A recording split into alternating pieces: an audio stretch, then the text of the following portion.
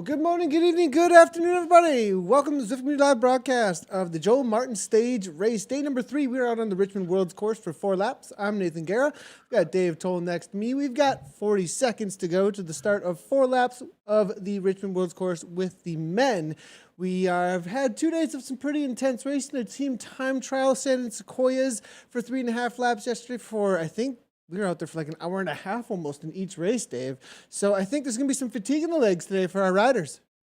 Yeah, a couple of riders that I spoke with, Nathan, said they were having trouble walking yesterday after the race. It was significant as far as the damage that was done. That time trial got us started right in Devil's Den, and here we are now in a virtual Fayetteville. Now, Nathan, this one stands out. This is the hardest criterium, I would say, associated with a stage race or not, that you see in the United States right now. There are only a few like this one. The old Nature Valley race up in Minnesota, they had a really tough day in Stillwater. But I tell you what, this one's a monster. We've done our best job simulating that with the Richmond course, and let's get it on. Stage 3, the final day of racing. We are out on course, and I would have to agree with you 100% as far as courses on Zwift go. This is a doozy. This very punchy, very difficult. Up front, it's going to be a little bit flat, but that back end, nothing but climbing. Let's take a quick look at it here as the riders jump out. We are jumping right on in with Duluth here from Red Truck. 26 seconds into the race as they pass underneath the lap finish banner. You can see in the upper right-hand corner, for those that might be unfamiliar with Zwift, you can see the course profile as well as where riders are at in the current group that we are watching. As you can see, you have a couple of sprint points up front, and then we do have the KOMs on the back end with Libby Hill, 23rd Street, and then it's going to be the Governor Street's climb each and every lap right on into that finish / lap. So leading things out immediately, it does look like it's going to be Jordan Shane, I think, actually, and his Elevate team. So interesting to see here as that is going to be our current race leader in the men's race. Yeah, the boys in blue have got a big day ahead of them here, Nathan. At one moment, we'll take a look here at our top 10 in the GC and get a feel for what we're setting up for today. Now, again, Jordan Shane, young rider, talented rider. We were talking yesterday about how he started his pro career with Jelly Belly and now with Elevate Webplex. He also goes all the way back when you and Eric Min first started Zwifting. He was there. I'm going to guess he was in his early teens as well. Talking about Jordan Shane now, the Canadian on Elevate Webplex, our race leader. It was a dramatic start to the race yesterday, Nathan, as Mikey Motram, the rider that on the Vitas team that was our leader. He had a phenomenal time trial. Just to take you back to day 1 of this race, that was Friday night in America. It was actually early Saturday morning for our racers in the United Kingdom, and I really appreciate not only having that huge group of men and women with us, and we have riders down under like Sarah Gigante who got caught up, and we'll talk about that later as well. But Nathan, right now it's Jordan Shane in the lead. This is going to be a very challenging day. Again, we're replicating in Fayetteville. This is one of those criteriums that the riders dread. There's absolutely no way you're going to fake your way around the course out there today, and you're not going to do it on Zwift either. So I'll throw it back to you, Nathan. Looks like our first rider stretching their legs here. Yeah, it does look like Gardner there from East Dallas, so good to see him giving a little punch out the front of the UK. Now, it's funny you actually mentioned Mikey Mocham because we do have Mikey on for an interview real quick to have a little chat about how things went down yesterday. He was our race leader after the TT on the first day, and let's go ahead and bring on Mikey on in from Vitas Pro Cycling. Mike, can you hear us okay? I want to double check on your audio real quick there. Yeah, I can hear you. Can you hear me? Yeah, we're good. We're good, Mike. We're good. It's good to see you. And you sent us a message real quick saying, "Hey, you want to jump on in and have a little chat about how things went down." You know, it's that first day in the TT, Mike, was looked really, really difficult. And I mean, you guys had an amazing day, obviously, taking down that TT, and you went out so incredibly hard. Probably pretty pumped coming into the race yesterday. The plan, obviously, it was most likely for Vitas to support you out there, and things didn't work out too well, it sounds like. Yeah, unfortunately, I was really pleased with the first day. Kind of, I probably did go off a little bit harder than I wanted to. I kind of said to myself, I'll hold 400 watts and kind of then just ramp it up for that for the whole of the climb. But kind of got into the bottom of the climb about 4:10, 4:20, and but then I knew obviously I just needed to kind of try and hold on, and like I don't know, I didn't really think I'd have it until I didn't have it until the last couple hundred meters. So I was really pleased with that first stage. Second stage, kind of the race, obviously 5 p.m. here, kind of these afternoon ones, or 11 a.m. for you. Was pumped for it the whole day, getting ready and everything, and just went to join the race, and the program crashed on me, and I was frantically trying to kind of get it to reload on time, and I think I was about 10 seconds too late to get into the race, and one of those things a little bit unfortunate with as we're still kind of learning and kind of making sure our setups are right and everything, but a little bit unfortunate. Would like to be racing this afternoon, but it's Yeah, no worries there. I mean, things happen. Go ahead, Dave. I was just going to say, really sorry to hear that. I imagine your heart rate was probably about as high as you were trying to get back logged in as it would be during the last final K of that climb. So one thing's for sure, the positive side, you had some great form coming into this one. Can you give us some tips on watching maybe your teammate Christopher McGlinchey today? Yeah, I mean, me and Chris kind of we work quite well together, but quite different sort of riders. As you're watching the first sprint there, aren't you? So kind of we try and complement each other a little bit, because he's real good at those sort of 1 minute efforts and those sprints, whereas I'm sort of a little bit of a longer, kind of steadier, steady sort of threshold rider. So you often see me doing a lot of the sort of pulling, kind of either pulling something away or keeping it lined out for a sprint sort of thing in more of the pro-am. So it was really good to kind of have a time trial where I could really kind of show myself a little bit, and same as back at the Tour of Gila when we got to the team time trial. That was good to sort of just go out and put a real good push in. Really wanted to highlight real quick. I mean, relating to real life, I mean, situations happen too where mechanicals up front, something's going on. I mean, I've been at a start line like, shoot, I have a flat tire all of a sudden, boom. Can I make the start of a race at certain times? I mean, how does that relate over? I mean, things happen. There's just a reality of that sometimes. I mean, in cycling, we're dealing with machines, and the machines got to work. And once in a while, there's just things that are out of our control. Same with indoor cycling. We're dealing with machines, and sometimes things happen with mechanicals. I mean, that's just reality, right, Mikey? Yeah, definitely. I mean, obviously, kind of outdoors, you're generally racing a little bit longer on the road sort of thing, except for in the crits, and you're not quite as stressed, because you're always like, right, there'll be a way of sorting it, and there's always the team car to kind of get a sticky bowl off if all goes wrong sort of thing. But, the new power up, the sticky bottle.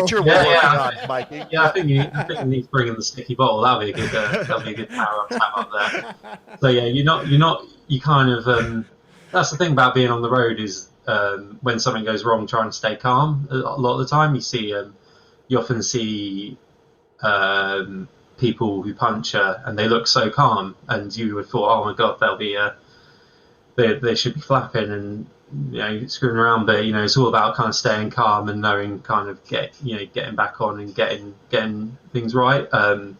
Whereas if you panic on the road and that sort of situation, that's where you burn all your energy. Obviously, like, there's similarities in which we have sometimes have glitches here there on Zwift, but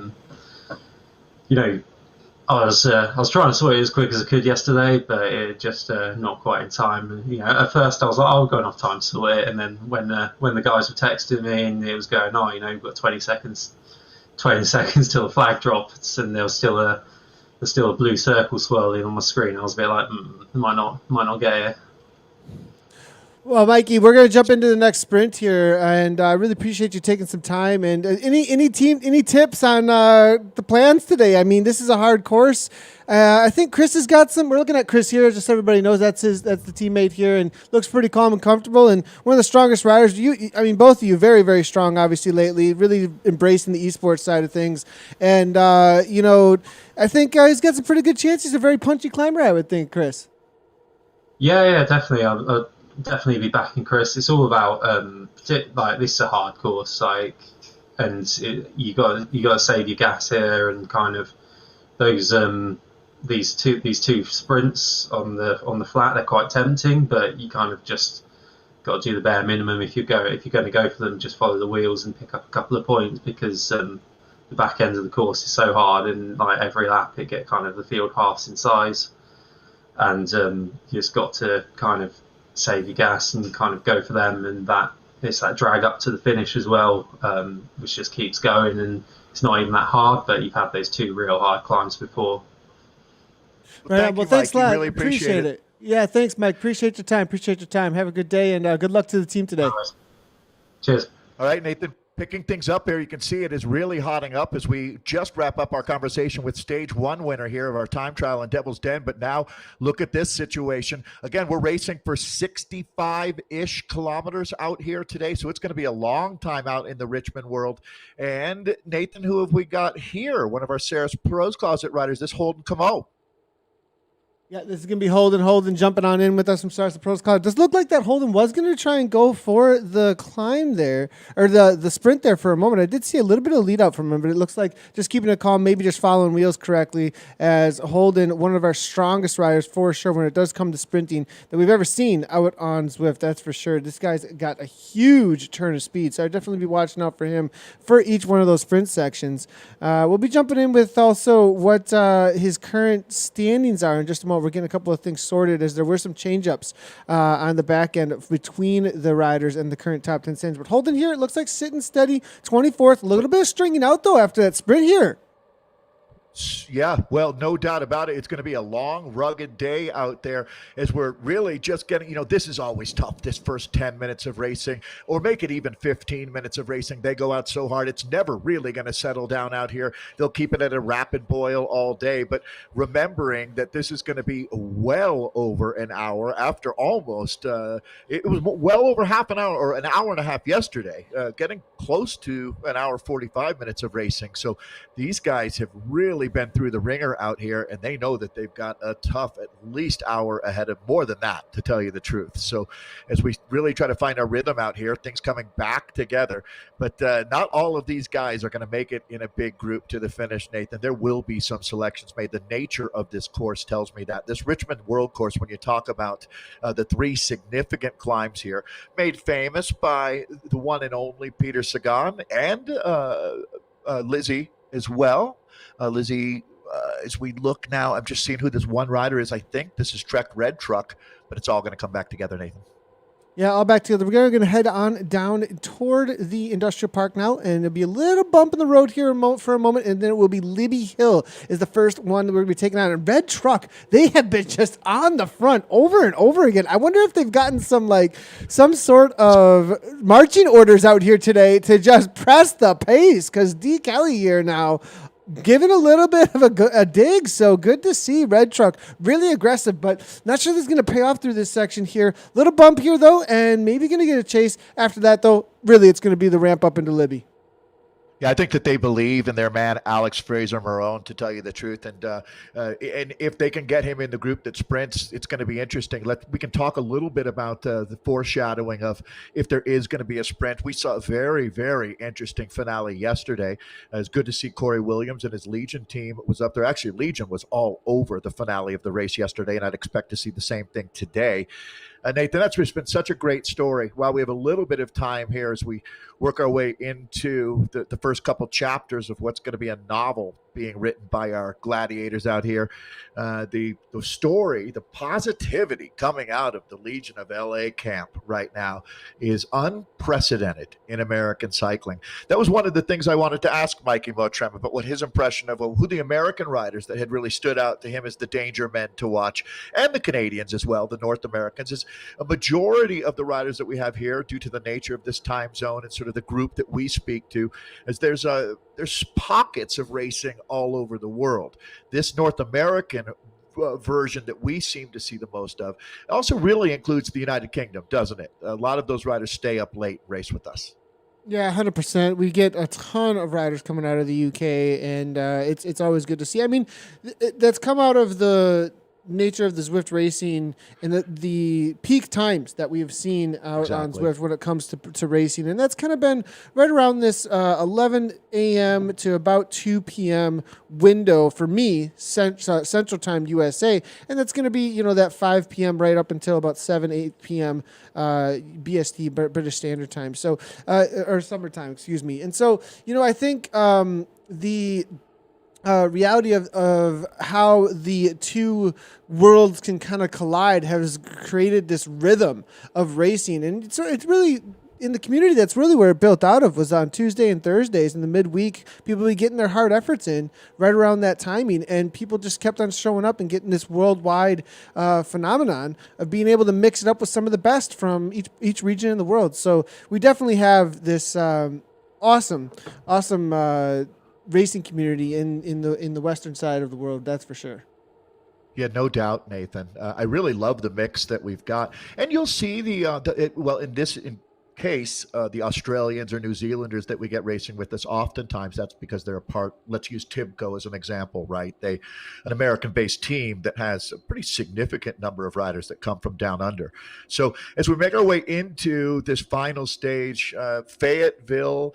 Nathan, we need to take a trip and visit there. They are really crushing it right now.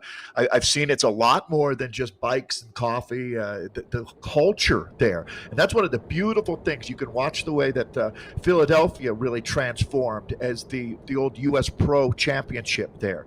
Changed that Manayunk neighborhood dramatically over the 30-ish years that race run. Actually, I'm going to turn the attention to the racing right now. We're on Libby Hill, Nathan.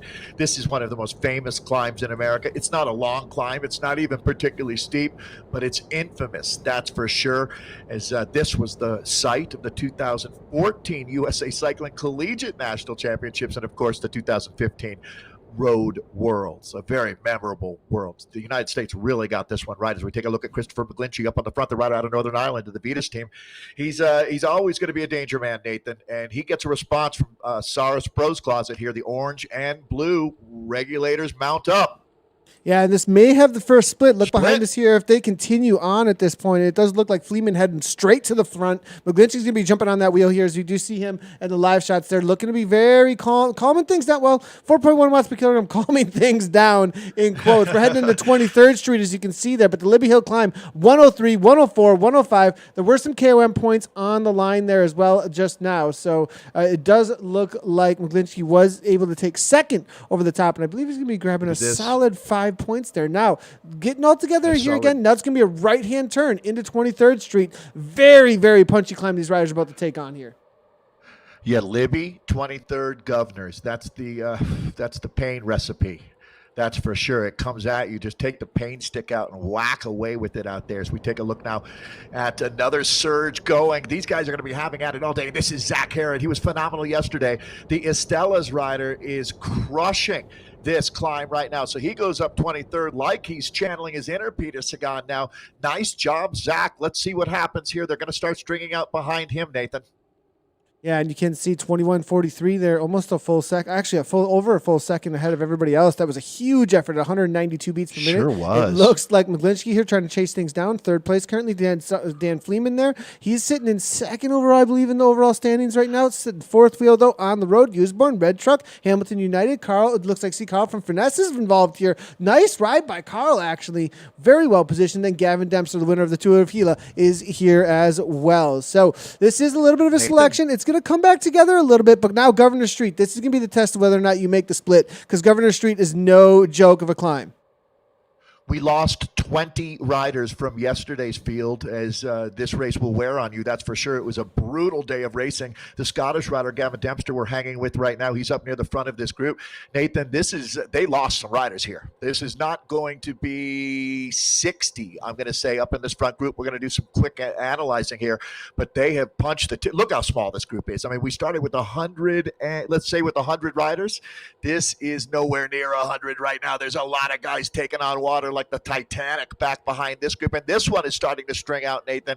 This race is on fire right now, and we're not even a quarter of the way in.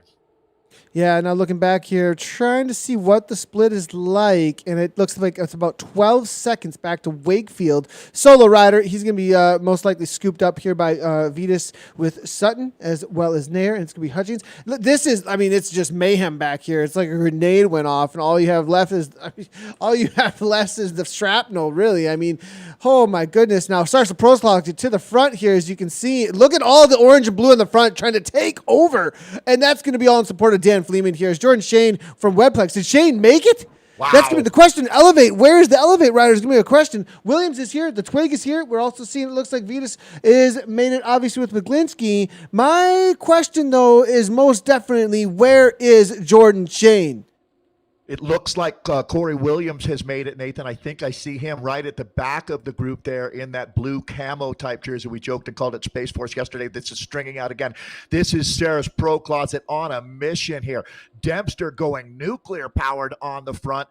Look at that, Nathan. We went from 100, what do you think, 40 in this group right now? Maybe 40. Maybe. Yeah, look at who's on Dempster's wheel here. Sat right there on the wheel. The captain right now, Fleeman, the best place for Stars Pros Closet. Dempster driving the pace and giving Fleeman that wheel. This is perfect team tactics here coming from TPC.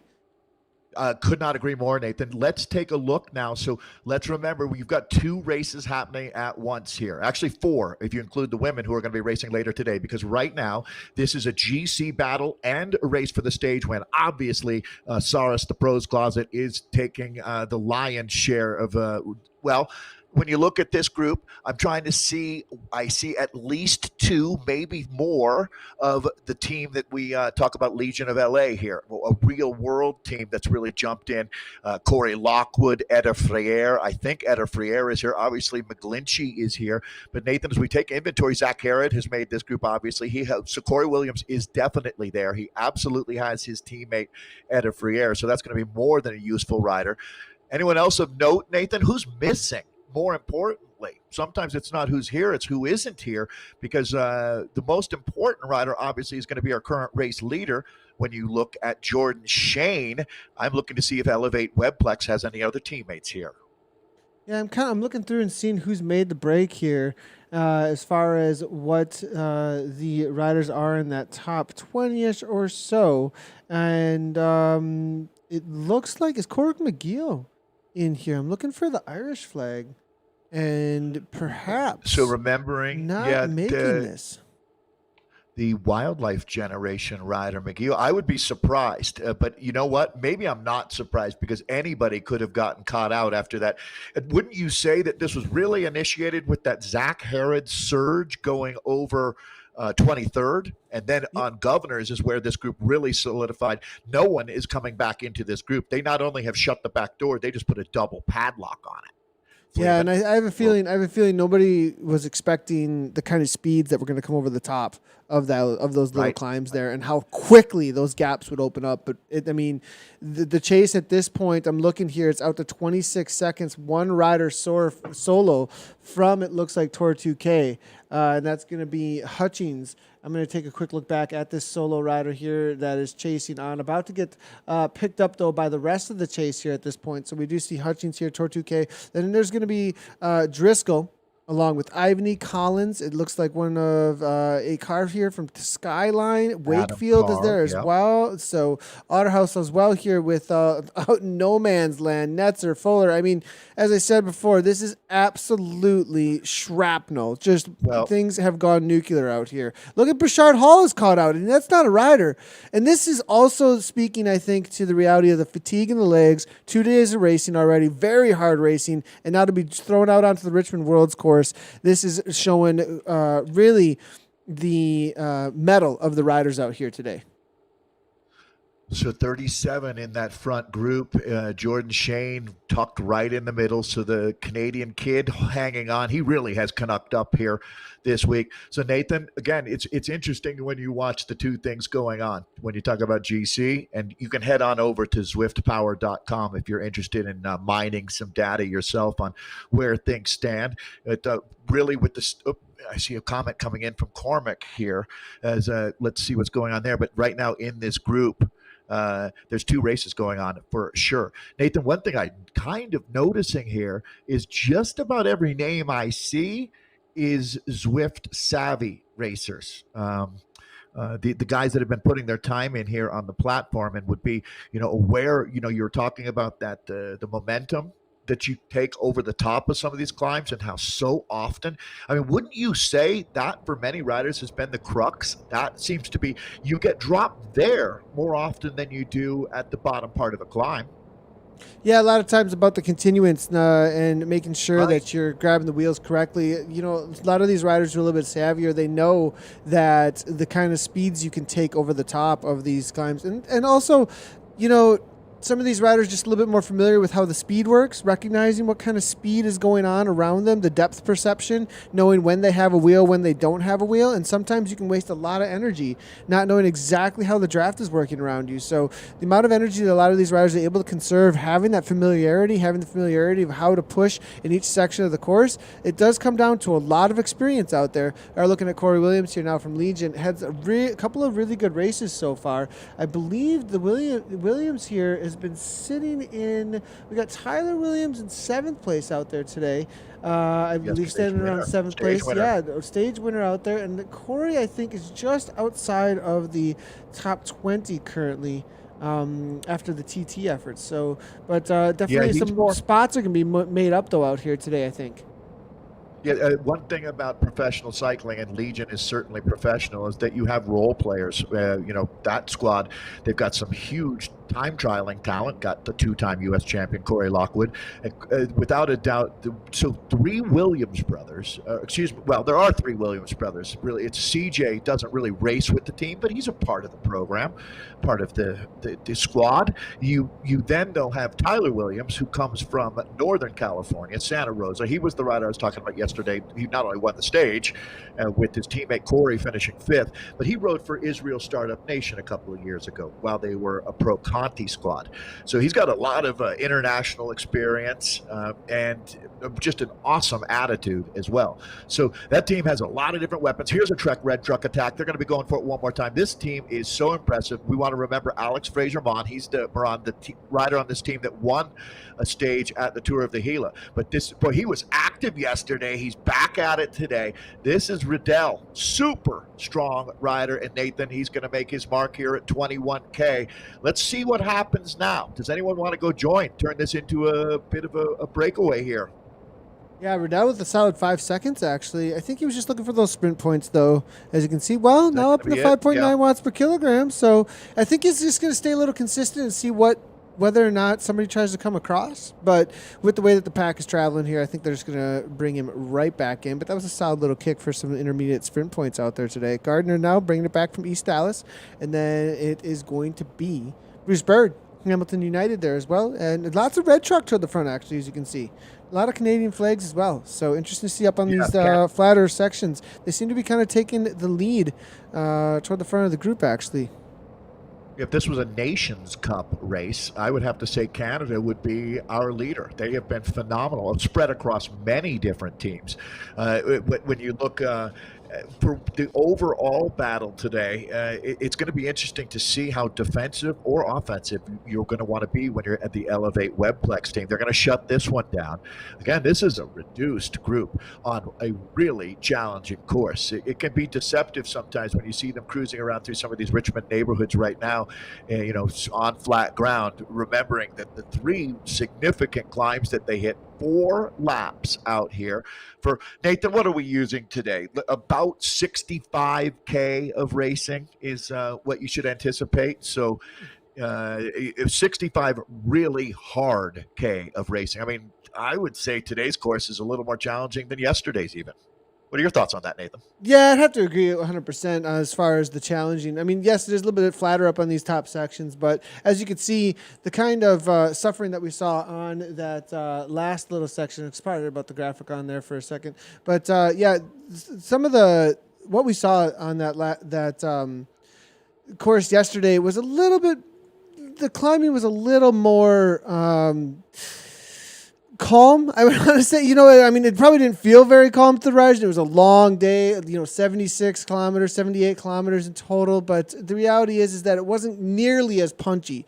And these kind of efforts that we are seeing out here on these climbs, bumping into Libby Hill, 1 minute, literally everything you got, followed by immediately by another. If anybody's done those kind of efforts before, you'll know that those are the most sapping, that they take. You turn on the afterburners. It's the nitrous oxide. And you only got so much of that in the tank. And once it's gone, it's gone. And you need that for the entirety of any race efforts. So I think there's just a reality that this course just saps the legs so much more each and every lap. So I have a feeling we're going to see a lot more damage done on this second lap. That's for sure.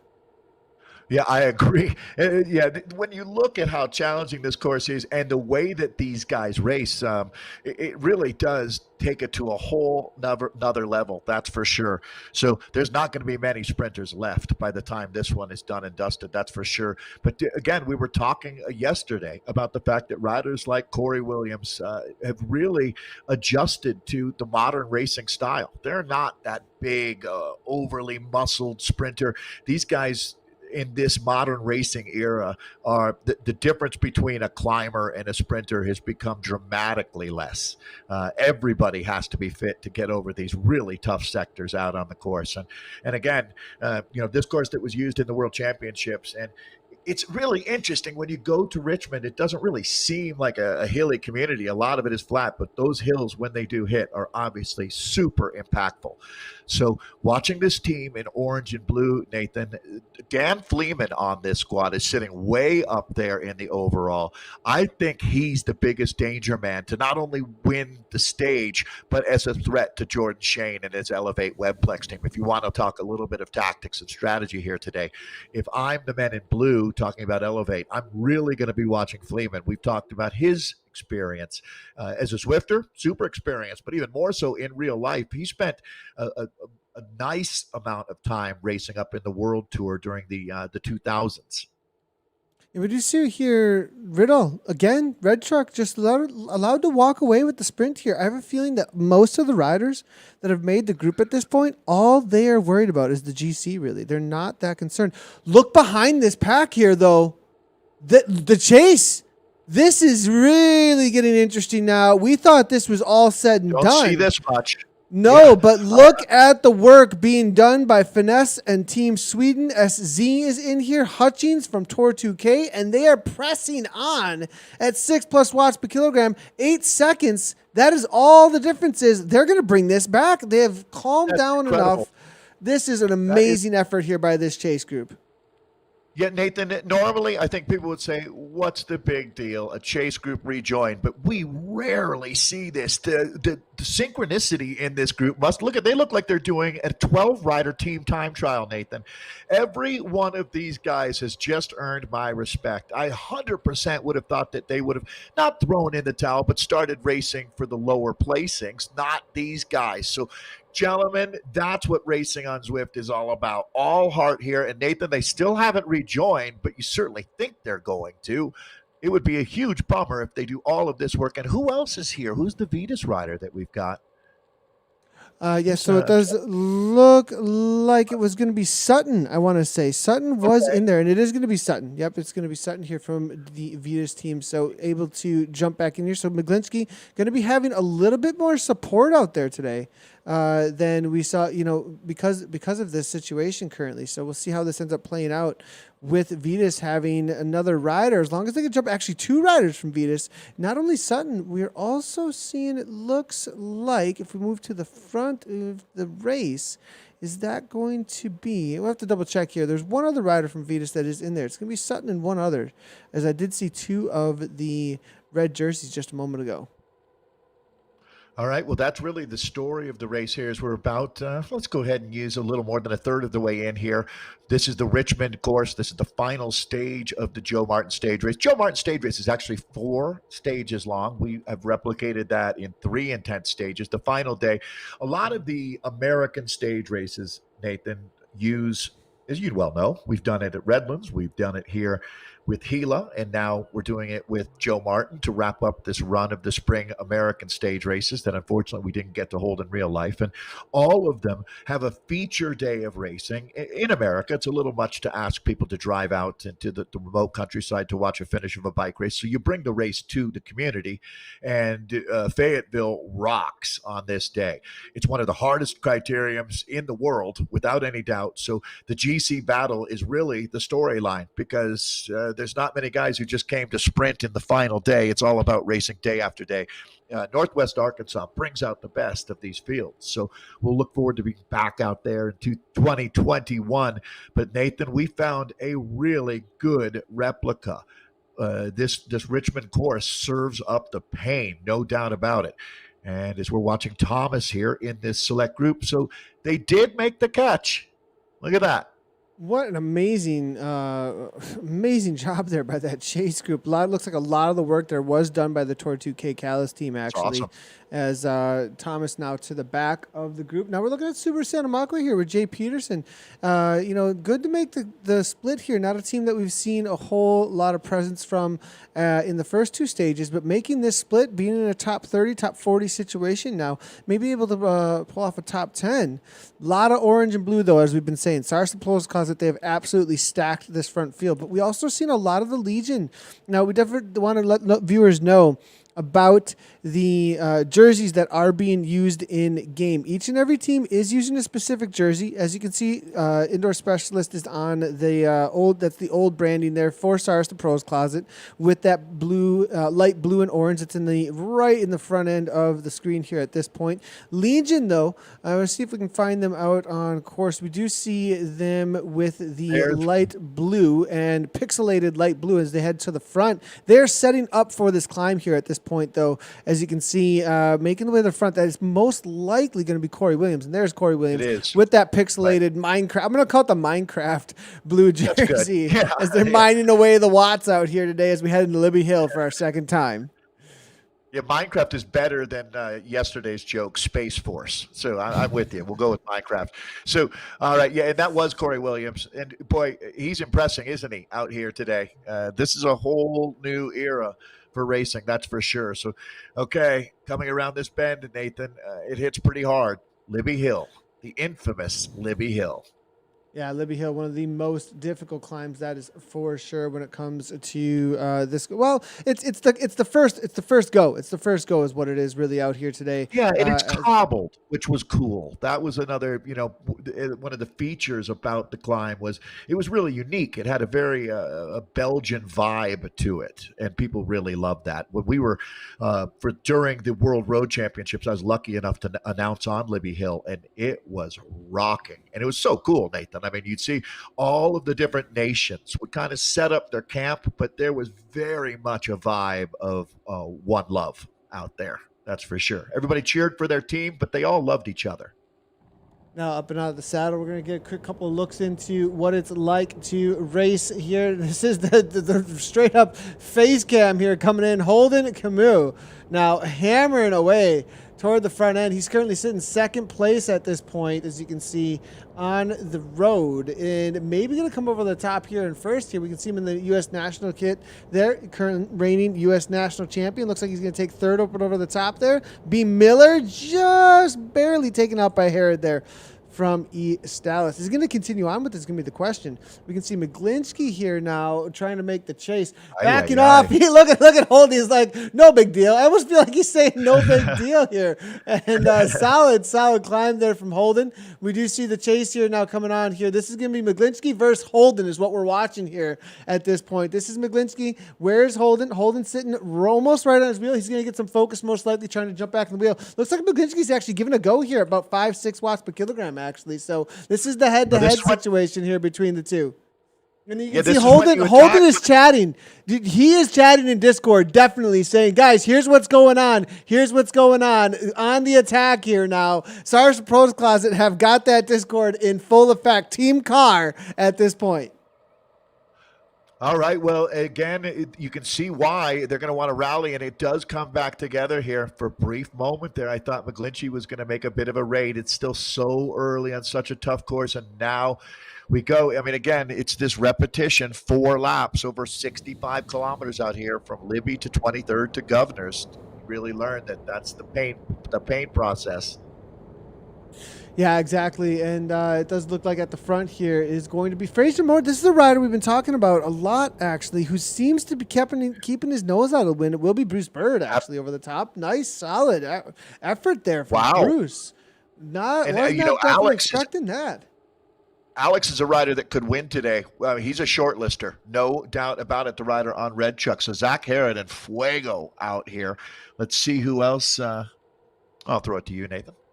Yeah, so the leaderboard there, that's, I believe, the times from the first time around. So we're going to leave the leaderboard alone for now. But Bruce Bird here now, as you can see, Hamilton United, and then Carl from Finesse. Great job there from Carl there, as he is having a solid ride. I raced against him the other day, actually, and this is really an impressive effort from him. He's been ramping things up in the Zwift racing world and representing Finesse well out here today, that's for sure. A little bit of a kick off the front, as you can see. It is going to be Tahor to K. Callis. They have been super aggressive so far today, and I believe Thomas was one of the riders that helped bring it back, that initial break, and take that chase back into this group here, sitting at 143 beats per minute. Tyler Williams, yesterday's winner here, making his way to the front. Now it's going to be Redoubt, Red Truck, 158 beats per minute. Now Governor Street. This is now from experience on these 3 climbs. This is the hardest part. You just kicked over the top of 2 insanity VO2 max efforts that just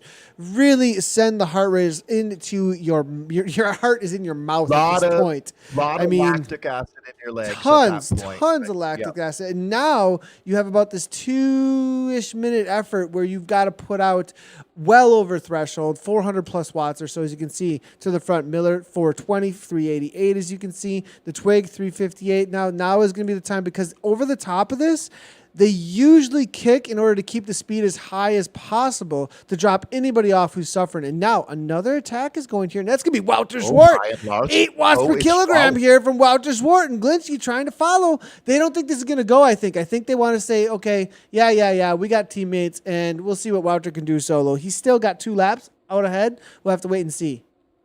He's a really strong rider out of Phoenix, Arizona, on the Landis Trek team, which is another one of you talk about journeyman racers, that's a journeyman team. They've been around for a long time contesting events like Gila and Joe Martin. So Wouter is going to stretch this one out, sitting about 5 seconds off the front. So now you start to wonder, the guys sitting back in this group, I think they realize that when you look around, you take some inventory and you realize these are going to be some hard guys to get rid of at this point. If you survive through really the first half of this race, you now start to re-strategize, recalibrate here. I like this move. Wouter Zwart going to take advantage of the fact that the guys, for the first time, really just sitting back a little bit. They never really completely relax in the world of Zwift, but he's rolling now. I mean, Nathan, this goes from 5 to 11 seconds. This is exactly how you do it. You don't inch out a breakaway. You attack, and you do it with authority, and that's what Wouter Zwart is doing. We had a camera with him yesterday. And again, I would not ever underestimate a rider like Wouter Zwart. He's got a huge potential. There's going to be some big wins for this young man. I don't know if today is going to be one of them. That world championship stripe at the finish line is still actually there, which is really cool as Richmond celebrates the legacy of having the 2015 Worlds. So this is the first group, the chase group now, because we got a solo breakaway.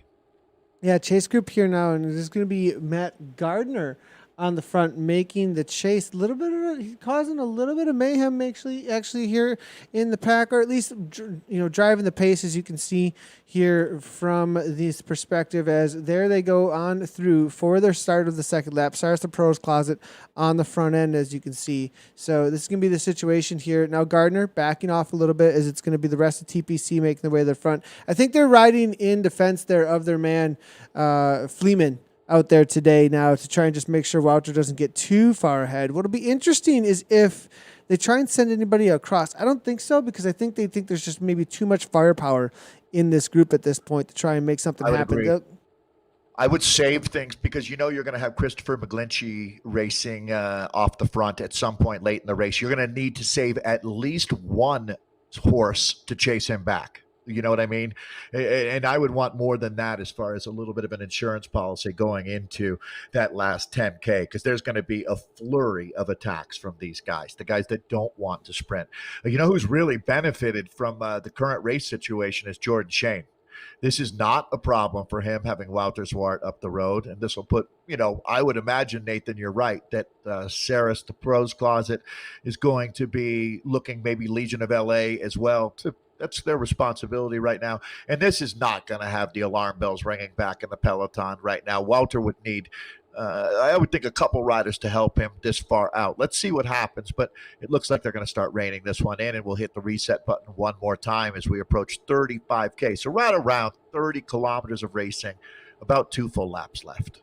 Yeah, and what would have been interesting is perhaps you could have seen a rider or two that did not have a huge representation from some of the other teams go across. But the reality is knowing the kind of firepower that's in this group. Again, McGlinchey, he's got the support of Vitus. Then you've got Saris the Pros Closet, full on support, but now a counterattack actually coming off the front here. And you know what's happening here? Brandt, along with Gardner, are just driving this counter in order to try and soften up the legs in support of the rider Dan Fleeman. I think the idea here, see Fleeman here now going 8 watts per kilogram, 10 watts per kilogram. Actually, Fleeman, are they trying to create a breakaway situation for Fleeman? Because you know what's happening? You know who his marked man is? It's going to be Jordan Shane. So that's exactly, Shane followed it up, and he's just marking Shane to make sure he does not get anywhere out of sight. That is perfect, Nathan. Great catch. If you ever wondered what it's like to mark a rider or be a marked rider, that was it. And it can be really frustrating at times, not here at all. But for some riders, when you show up and you are 10% better than any other rider in the field and you've got everybody marking you, it can become just really negative racing. That's not the case here. These guys are doing their job, and it looks like, again, I think this battle between Fleeman and Shane is going to be a big part of the conversation here as we watch the pressure being applied. And these are the big dogs out here as well. Ryan Larson is one of the riders you're always going to be watching. He's a cornerstone on that Saris Pros Closet squad. So much horsepower in this group, though, Nathan.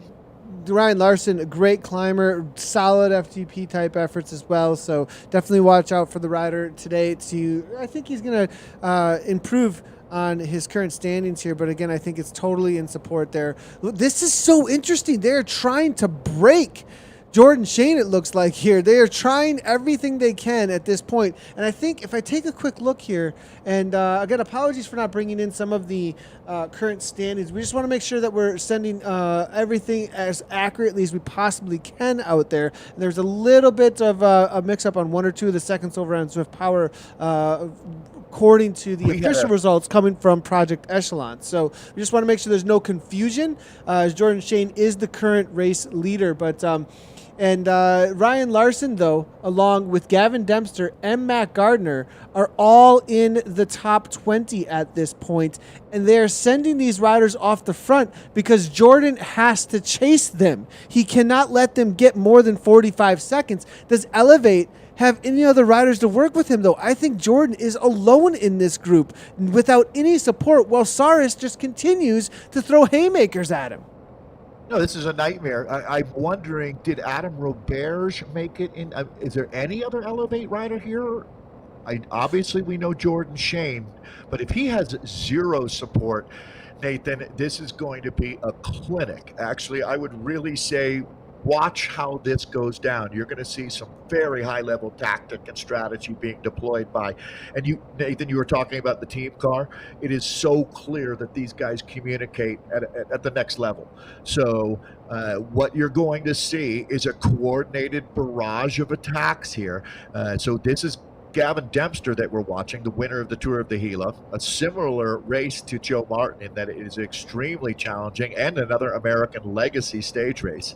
But, okay, so if it's not Dempster, it's going to be another orange and blue jersey off the front.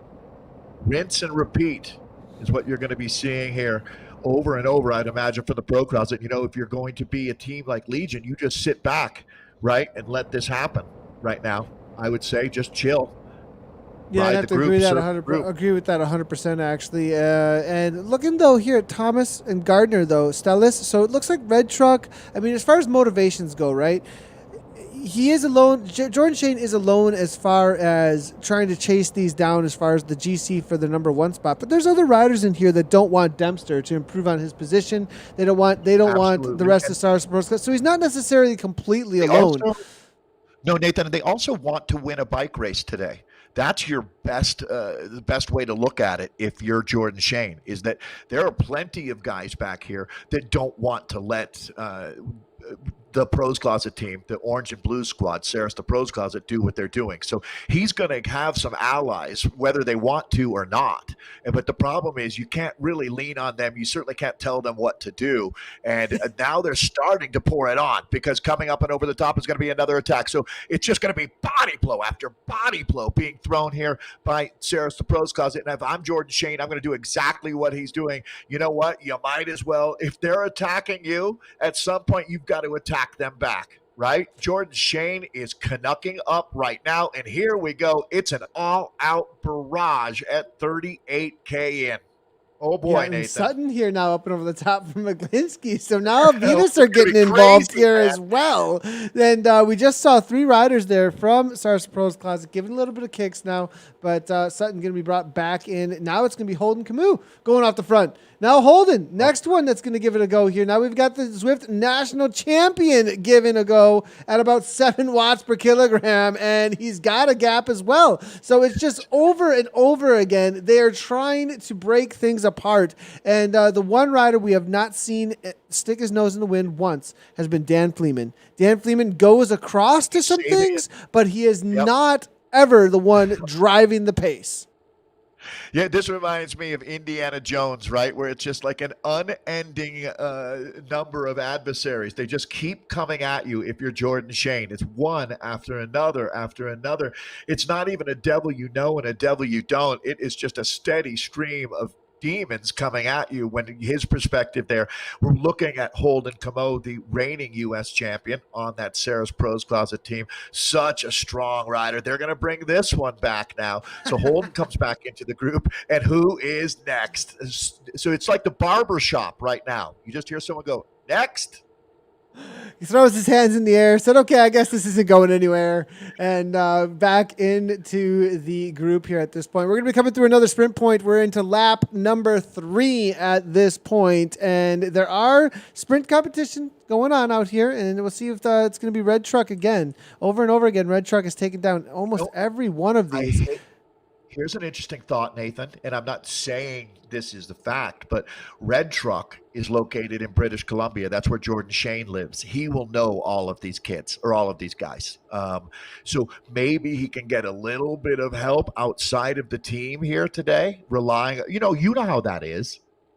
100%. I think that if there is any he's probably been riding with some of these riders, probably rode on teams with some of these riders before. He knows exactly how there's messages going back and forth for sure. Teams. Yeah, no, absolutely. Cycling is very much regional at the end of the day. The guys that you train with. Driscoll here up against White. See White, look at the grab the sprint. It looks like it's going to be White at the line. Nice little sprint there from Hamilton United. Otterhouse Driscoll unable to take it down. He's got a 4-second gap. Is Bruce going to go across? Maybe Hamilton United could put 2 off the front. He's got to really dig right now to make that happen, though. It does look like Jordan's going to chase this down. Interesting, as we were just saying, there's going to get some help here. Actually, Jordan, what is happening here? He's on the front of 5 watts per kilogram. Yeah, this is great racing right now.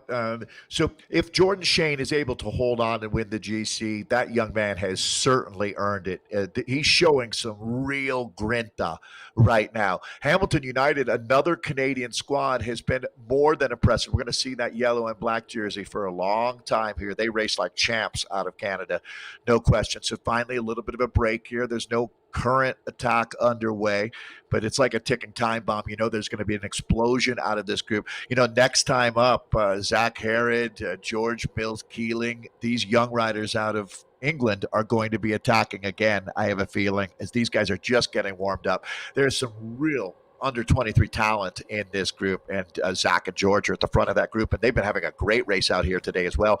George has done a nice job of keeping himself quietly in the wheels, but on the right side of every split. It's not the rider that works the hardest or is the strongest that wins. It's the rider that takes those elements and combines smart. And staying in the wheels is a huge part of this, Nathan. You talk a lot about that. The two factors here, well, you don't talk. I love when you talk about it, I should say. Yesterday's conversation about the two things that you look at, time and effort. How you dish that out is how the races are won or lost. Christopher McGlinchey is going to be a big part. There's almost no way, Nathan, that our top three doesn't include him today, the rider out of Northern Ireland. Yeah, going to be definitely a rider that I've seen win on this course before, over and over again. McGlinchey now 2.2 watts per kilogram. Let's take a quick look at the pain cave here for Christopher McGlinchey. Looking pretty calm here at this point. He was just getting into the super tuck, giving us a little wave. So obviously this is going to be the section of the course where they're just going to be thinking about Libby Hill. They're not going to be ramping things up too much at all at this point. Just making sure, probably going to be a good section to take on some fluids. 53 minutes into the racing. They're going to have about a lap and a quarter to go here with a total of 65 kilometers or so on the day. And we'll get you at the back of the pack now, as you can see, just resting up as we go through the industrial park for the third time. Libby Hill on the horizon, and we've been pushing it at about 1 minute all-out efforts. I did see a good correction, actually, coming in from one of the commenters saying that, look, this is beyond any kind of VO2 max effort, actually, that this is full anaerobic efforts, high above VO2. And I have to agree with that, actually. Absolutely. You know, you're looking at 30-second to 1 minute efforts, and it's pretty much almost into the neuromuscular up front, and then just hold on. How many riders, Nathan, set a PR, a 10-minute best on the time trial that we had on Friday night, right? I mean, a stunning number of riders will have their best ever efforts, and it's because they're racing against the highest level. They say that steel sharpens steel. That's exactly what we're doing out here. So as you take a look now at this front group, Nathan, even though it's less than a lap and a half, more like a lap and a quarter that we've got left here, I agree, Quentin. But we're going to see that really a significant amount of the portions, the sectors of the course where you can do damage are coming up. So it's really like one lap, but it is a 2 laps of pain that you're going to have ahead of you here. So just to the rider's left would be where Libby Hill is now.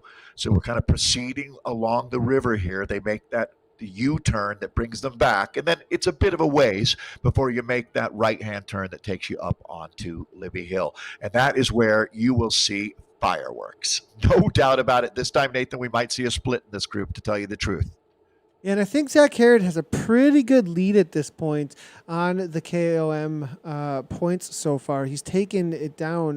The first lap, I think the second lap as well, he was able to grab Libby Hill and then was right around the top 3 or 4, coming to the top of 23rd Street. So he's going to be looking to defend, I think, is what's happening here. Thomas from Tor 2 Callis has also been involved there. And then we've seen Holden Camus, as well as we've seen Mr. McGlinchey in there as well. Not necessarily trying to grab those points, but making sure they're coming over the top in a good position. Harrod now 154, 155 beats per minute here, trying to position himself well. Interesting to see where he's at here, as this is going to be TPC taking over at the front. Another name we haven't talked about here in just a little while. Pretty quiet, been sitting in a lot here, but Corey Williams has made this group as well. So we do see Tyler toward the front, winner yesterday. So there's still a threat, and keeping it quiet, I think they're playing it pretty smart. We've been chatting a lot about Sarge Postclass, a lot about Stalis, a lot about McGlinchey and Vitas, but these boys are like, hey, we don't need the TV time. We just need to be on the finish line in first. 100%. And yeah, Nathan, I could not agree more. One of the things about Corey Williams is if you know Corey in real life, the kid has got class and style. He just exudes that. Professionalism. That's a really good word for the way that the Williams brothers carry themselves. They have fun. They've got a great sense of humor. But Corey Williams is a confident person. He doesn't need to get TV time here. He wants to win the bike race. He'll be focused on that. And I'm so impressed by that steely focused, professional attitude that we see coming out of that Legion team. It extends to all of the other riders here. Tyler Williams still in this group. Can you imagine going back to back with stage wins? Tyler Williams is going to have his best days ahead of him. And here we go, Nathan. We're on Libby Hill. They have hit out for the Prairie one more time. Interesting to see here. We're not seeing any attack from Zach. Maybe saying, okay, enough is enough here. I've grabbed the points that I need. And Maybe it's actually going to be McGlinchey making his way to the front. Do the Yankees stop. as well. Perhaps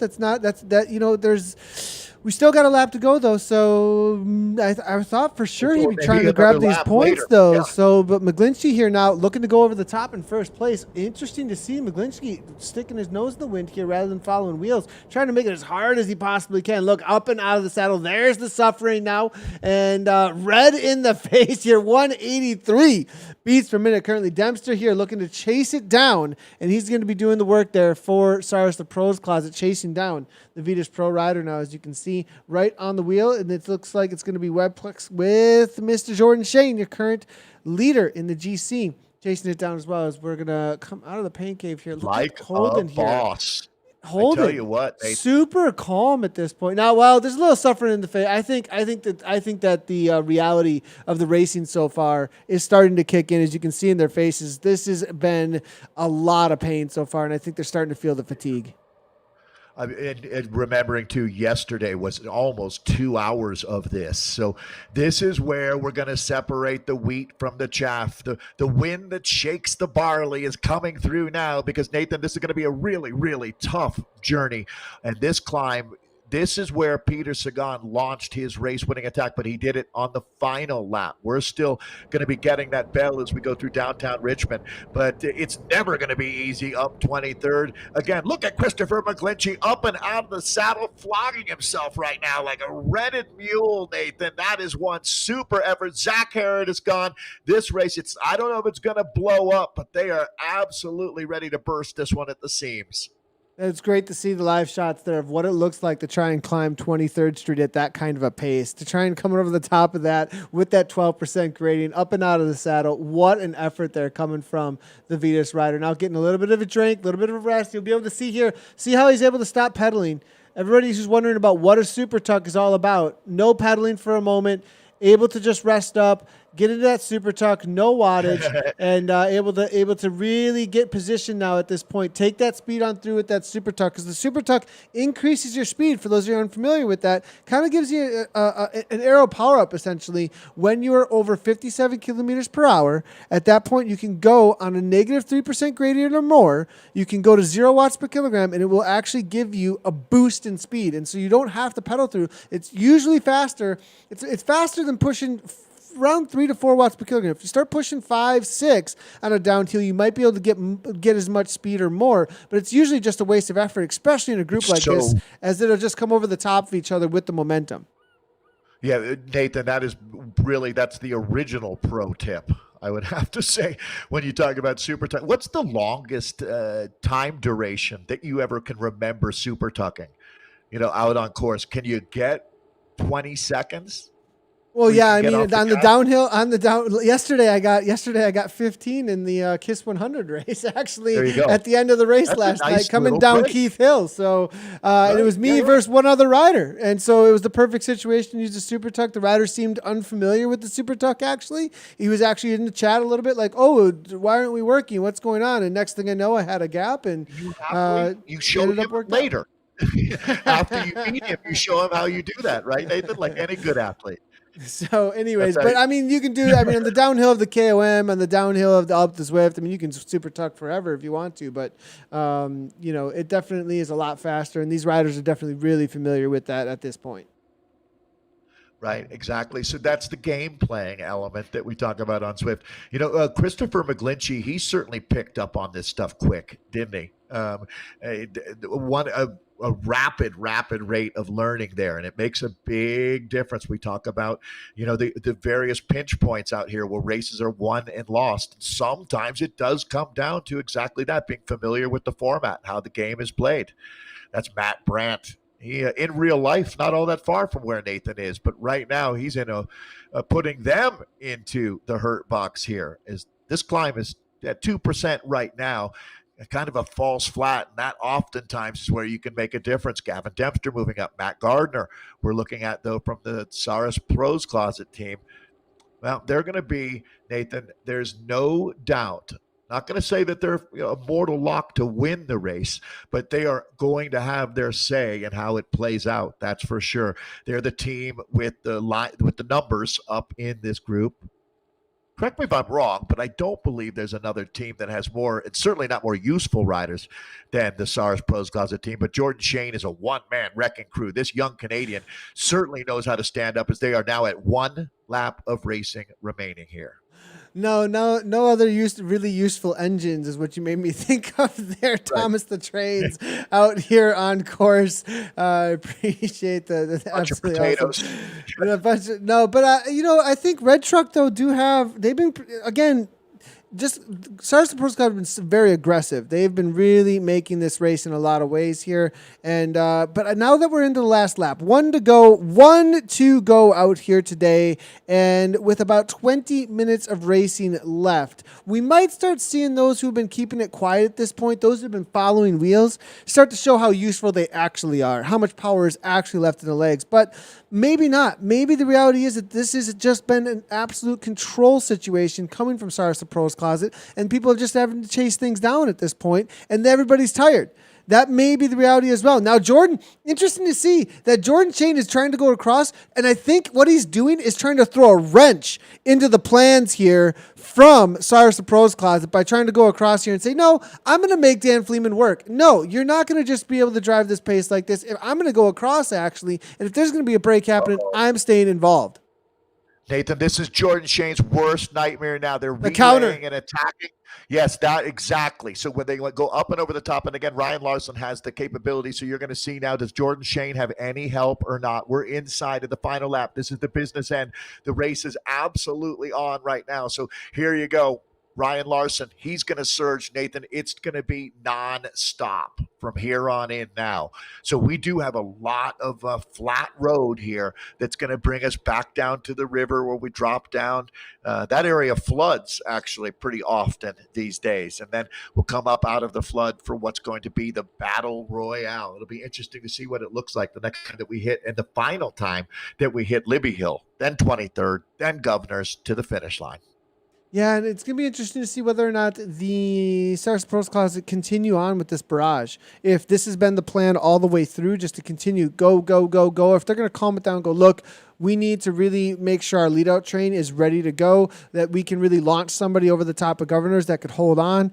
They're obviously going to be looking at their man, Dan Fleeman. Again, we have not seen him make a single attack. We've just seen him following the wheels of Jordan Shane at this point. Now Dempster over the top. It doesn't look like things are calming down at all. It is a Saris Pros Closet clinic here. Jordan Shane going across again. This man is really showing what he's got. Good. Lots of grit here out here today. Elevate.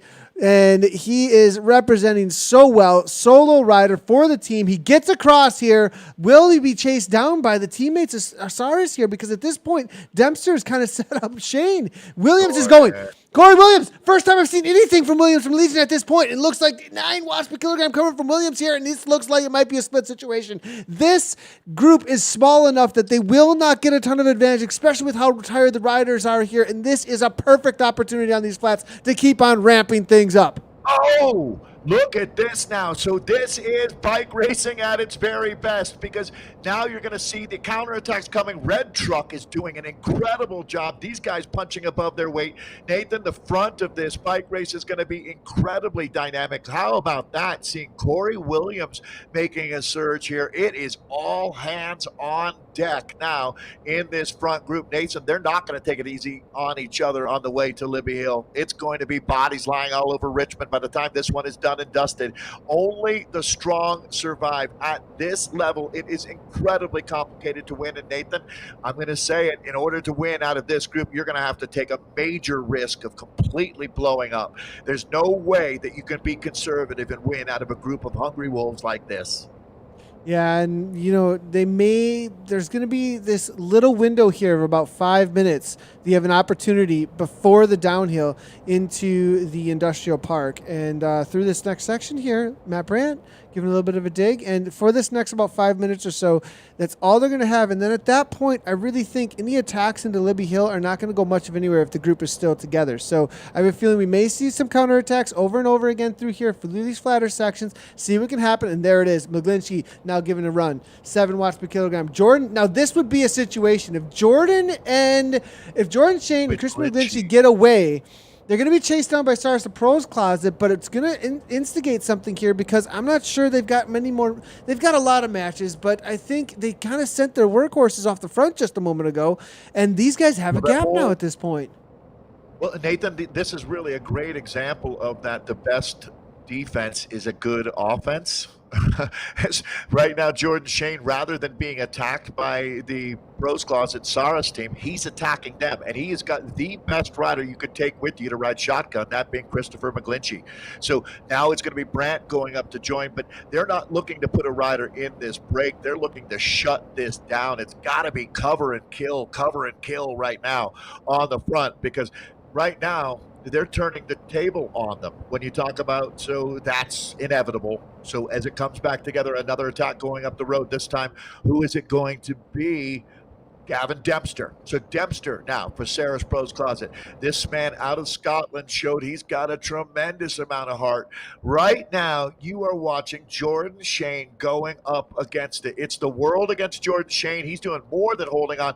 Nathan, how impressive is Jordan out here today? Yeah, absolutely next level. But how many matches is he going to have as they hit the climbs, though? He's just making sure he stays involved because one of these could get away. Dempster now 3 seconds out the front, 5.7 watts per kilogram currently coming from him. McGlinchey just sitting in. I've seen toward the front over and over again the Legion team kind of just sitting really well placed here, not outside of that top 10, following Holden's wheel, it looks like here from Corey Williams. So I'm definitely keeping an eye on this with Corey, as well as where is Tyler, though? He's still in here as well. He's there. So yeah, definitely. And here's the thing with Tyler. I'm not sure Tyler has pushed well over the low 4 watts per kilogram for the duration of the race here. I think that Tyler's been kind of really quiet so far. I'm expecting a full-on nuclear. I mean, just absolutely blowing up this pack here in this last couple of climbs coming from Tyler Williams. Yeah, the two names, Tyler Williams and Dan Fleeman. We're going to hear more about them. There's no doubt that have we seen Fleeman anywhere near the front? He's in this group. He's sitting. He's been floating the whole time. I mean, look at this. Yeah, he's floating just right around that top 5 to 10 the whole time, never in the wind. He's had his teammates doing the work and trying to do the damage, softening up this group or tenderizing it. So you can see that the team tactics have been at the fore, no doubt about it, or the complete lack of team tactics. I feel for Jordan Shane, but he's riding like 10 men out there today up to this point. There's Zach Herod moving up. That would certainly be a rider I would be watching. And then another attack. It looks like Vitas is going to have at it here. So Vitas only has a couple of guys, but they've been incredibly active out here, Nathan. Yeah, we see it. It was Larson off the front being followed up by McGlinchey here. Then Jordan again. And here's the thing with Jordan Shane, Fleeman is right on him when it comes to the overalls at this point. And now Fleeman's actually going to the front here. 5.6 watts per kilogram actually coming from him. Maybe trying to separate himself from some of the other riders here. How close? This is interesting. So if you're Jordan, you have to cover Fleeman. That's your top. If you have a checklist here, Fleeman, these guys are kind of marking each other right now. I would have to say it's a two-way street when you talk about the overall battle. This is the final stage of the Joe Martin stage race. We're trying to replicate the Fayetteville, an insanely challenging criterium. It's obviously a little bit different. We're doing 4 laps out on the final lap on the Richmond circuit. We'll have the women racing a little bit later. They're going to be racing the exact same duration out here. But right now for the men, the business end has arrived, and we've got another solo attack, and we're down to under 10K of racing here now. Yeah, under 10K. It's going to be fast and furious through this next sprint point in just a moment. The red truck does have 3 involved here at this point as well. So I definitely don't want to count them out. Now Dempster though goes again off the front, and this has definitely been the Stars TPC show, that's for sure, when it comes to who's been on the attack and who's been controlling this race, making sure that everybody has to continually cover these moves. I think Jordan, I'm not sure he can continue this covering this onslaught at this point. He may just be sitting in and watching.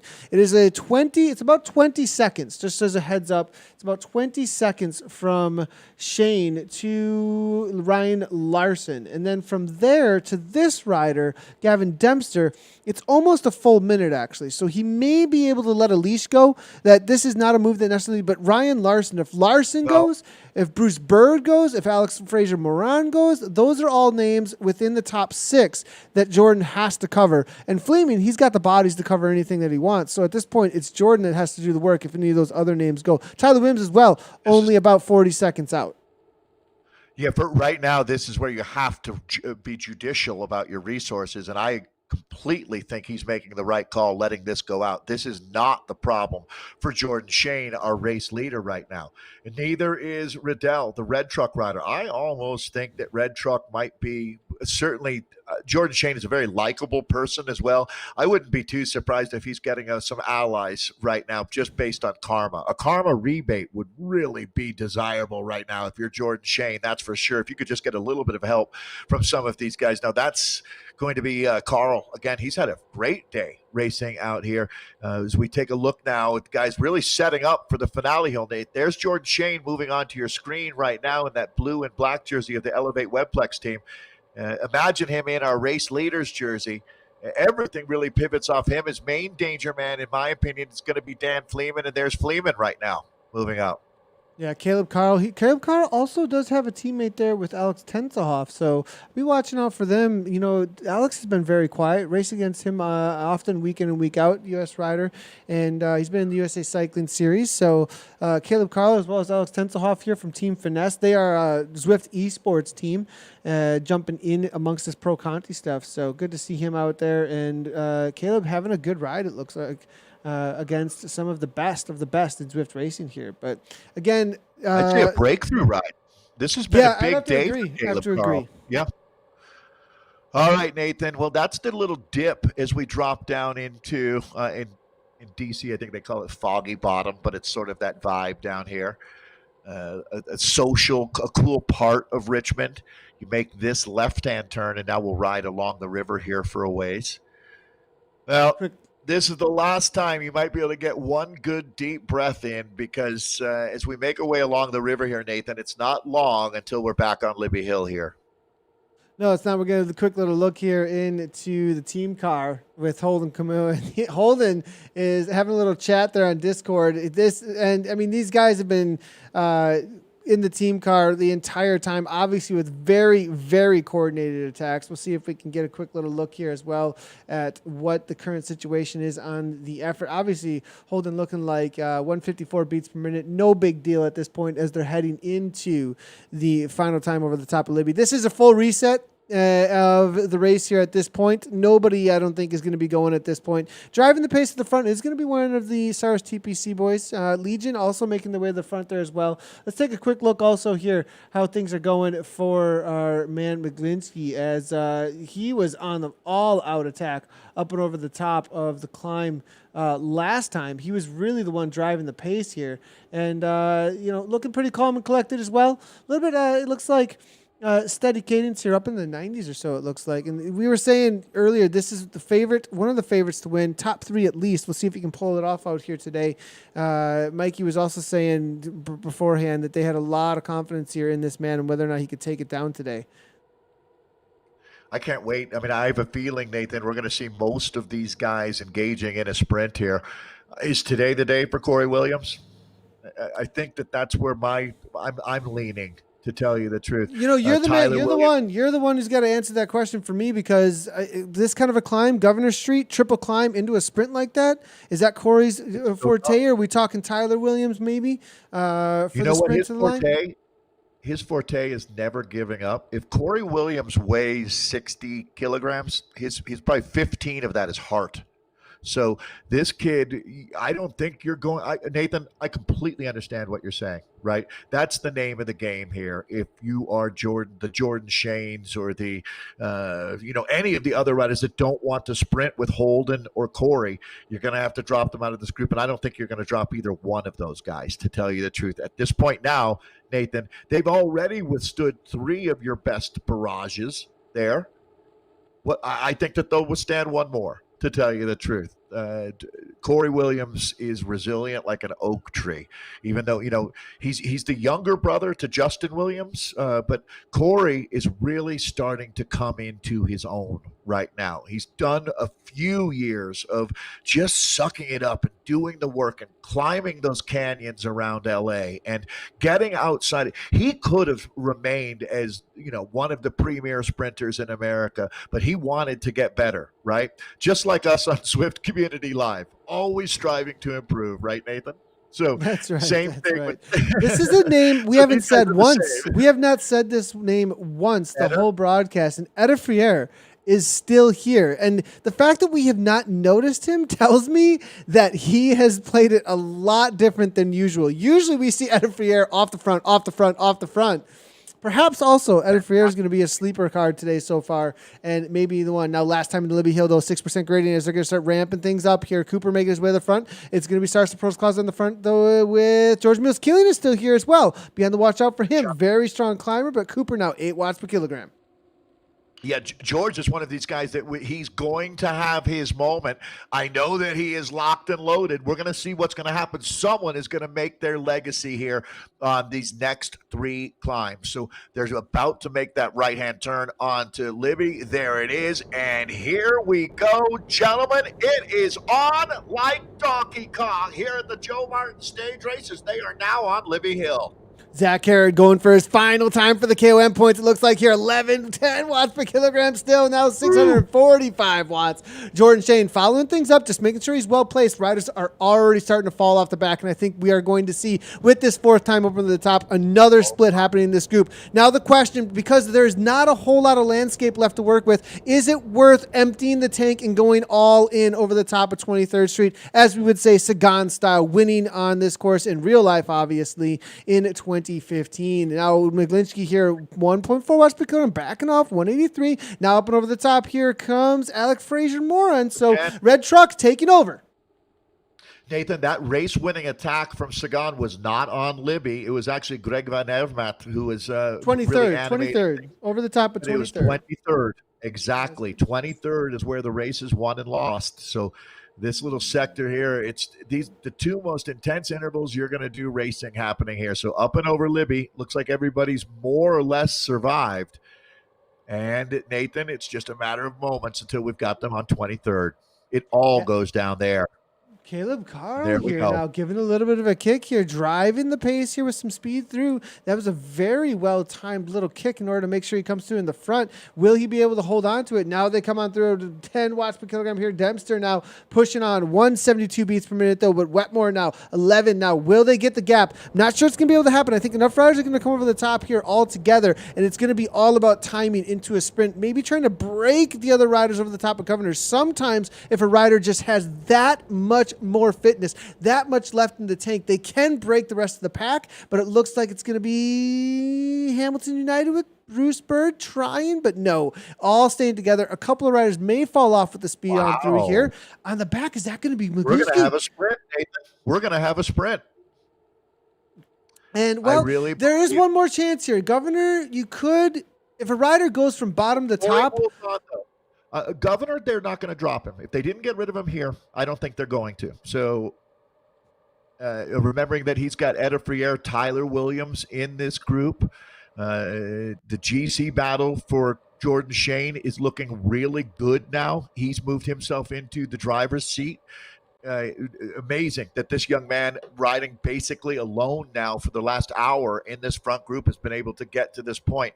But it certainly looks good for Jordan Shane. It's about the stage win here, the prestigious final day of the Joe Martin stage race. Here we go. We are locked and loaded, gentlemen. This is not a drill. Only one man finds his way onto the top step of the podium here.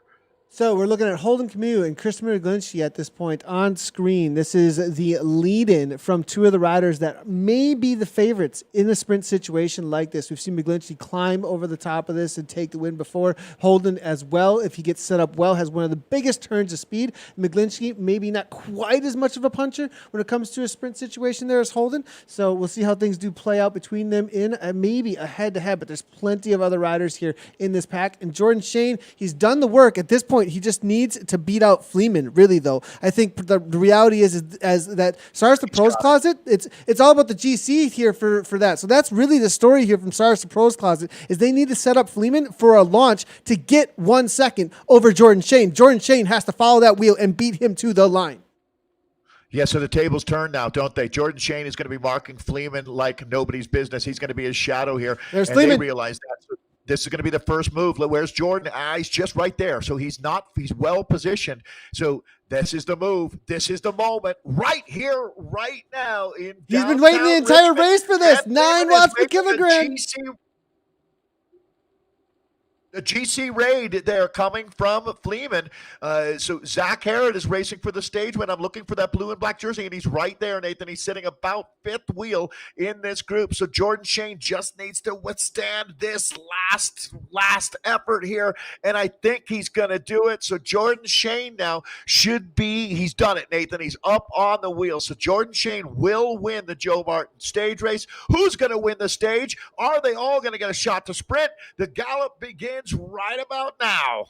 Yeah, and here we go. We're back into the last 300 meters. Who's going to open up the sprint now at this point? It looks like it's going to be Thomas Tortuguet to the front now, but no, Tyler Williams leading things out here. Will Tyler Williams actually be the lead-out train, though, rather than be able to take it? It's really nothing but a race of attrition to the line. Zach Harrod, it looks like. Harrod takes it down. There was no actual sprint. The riders just were so completely fatigued that it was just surviving to the line after that Governor Street climb, and it looks like it was Zach Harrod across the line. What an amazing effort coming from him. We're looking here at Tyler Williams, I believe, able to come through for These third. guys aren't even going to cool down. They're just getting off their bikes and collapsing like a heap of protoplasm on the ground here. That was a ridiculous finale. I can only imagine what the legs feel like. Tyler Williams so close to going back-to-back here. Corey Williams made the group, but Nathan, the GC race really took precedence over the sprinters race out there. It was a really, really unique day of racing. That's what it's all about in Fayetteville for sure. Only the strong survive. Congratulations, Zach Harrod. That was well-earned. Proficiat. Taking a quick look here at how the replay ended up playing out here. And it is Jordan Shane. We were talking about him able to hold on and able to get the better of Dan Fleeman at the line. We were talking, I was expecting the sprint to open up in the last 200 meters. And as I was saying, just a race of attrition, no 13, 14 watts per kilogram. Nobody had anything left. Williams backing off to 5.2 as Harrod comes on through. It looks like Carl was in there as well. Caleb Carl was in there. Zach Harrod, Pete Riddell. I'm going to wait for the actual... let's go ahead and move this backwards here real quick because, that was really close between the riders there. Obviously, Zach Harrod with a wheel length or two, but as we come to the line, it looks like it may have been, wow, Caleb Carl and Riddell. I'm gonna say what an amazing. In the middle. Yeah. He had the momentum. Yeah, that was, well, we'll have official results for you here in a moment. Nathan, what a way to wrap up the Joe Martin stage race. That was awesome. This was 3 of the hardest days of racing that I've seen out here on Zwift. These guys really took it up a notch. Yeah, 100%. That was one of the best days of racing for sure. Stars to Pros Closet put in a huge amount of work out there today and really made the race super, super interesting. But at the end of the day, they ended up kind of being the workhorses for a lot of the other teams, though, out there today in some ways. It's really interesting when you look at it, how, you do all of the work and you can walk away without what you came there for, but they should be proud of the effort that they made. That was coordinated. And again, if this race was a year ago, they would have steamrolled this thing, Nathan. with the amount of talent they have on that team. But these days, there's a lot of riders coming out of the woodwork on us. And, guys like McGlinchey, a great example of, we didn't have him out here racing last year. And if you are someone like the amazing Jordan Shane, and Jordan, I want you to know that this one really impressed when you talk about the overall. But let's look at the stage here first. As Zach Herod taking, you got it, Nathan. Caleb Carl does end up with the silver medal. We talked about Alex Fraser-Moran. The Canadian didn't disappoint. Both he and his teammate Pat Riddell were awesome out there. Tyler Williams gets a stage win and a 5th place finish for the Legion team. Then we've got Ben Thomas in 6th. Jordan Shane, our overall winner, in 7th on the day. Christopher McGlinchey in 8th. The Twig in 9th. And then Corey Williams gets up there in the top 10. Just the wrong end of it for him. He'll have his day. No doubt about it. So there's your top 10 on the day. Congratulations, Zach, Caleb, and Alex. That's our podium. So, Nathan, that's a lot of fun to watch. It really is. But guess what? We're not even close to done. We've got a whole other great race to do. True. This is true. And real quick here, I'm going to see if we got some updates here in the overalls for the GC. I don't think it's updated yet, just so you guys know. And apologies that we weren't able to bring in the GC. We'll get to that as soon as we possibly can. But the just making sure Zwift Power and the official results there from Project Echelon are meshing up completely. We don't, do you want the results now or do you want them right, as my co-host always likes to say. So we want to make sure that we're getting them right. Women's race is coming up here in just about 10 minutes in about 15 minutes. We are actually going to take a short break, about a 10-minute break, everybody.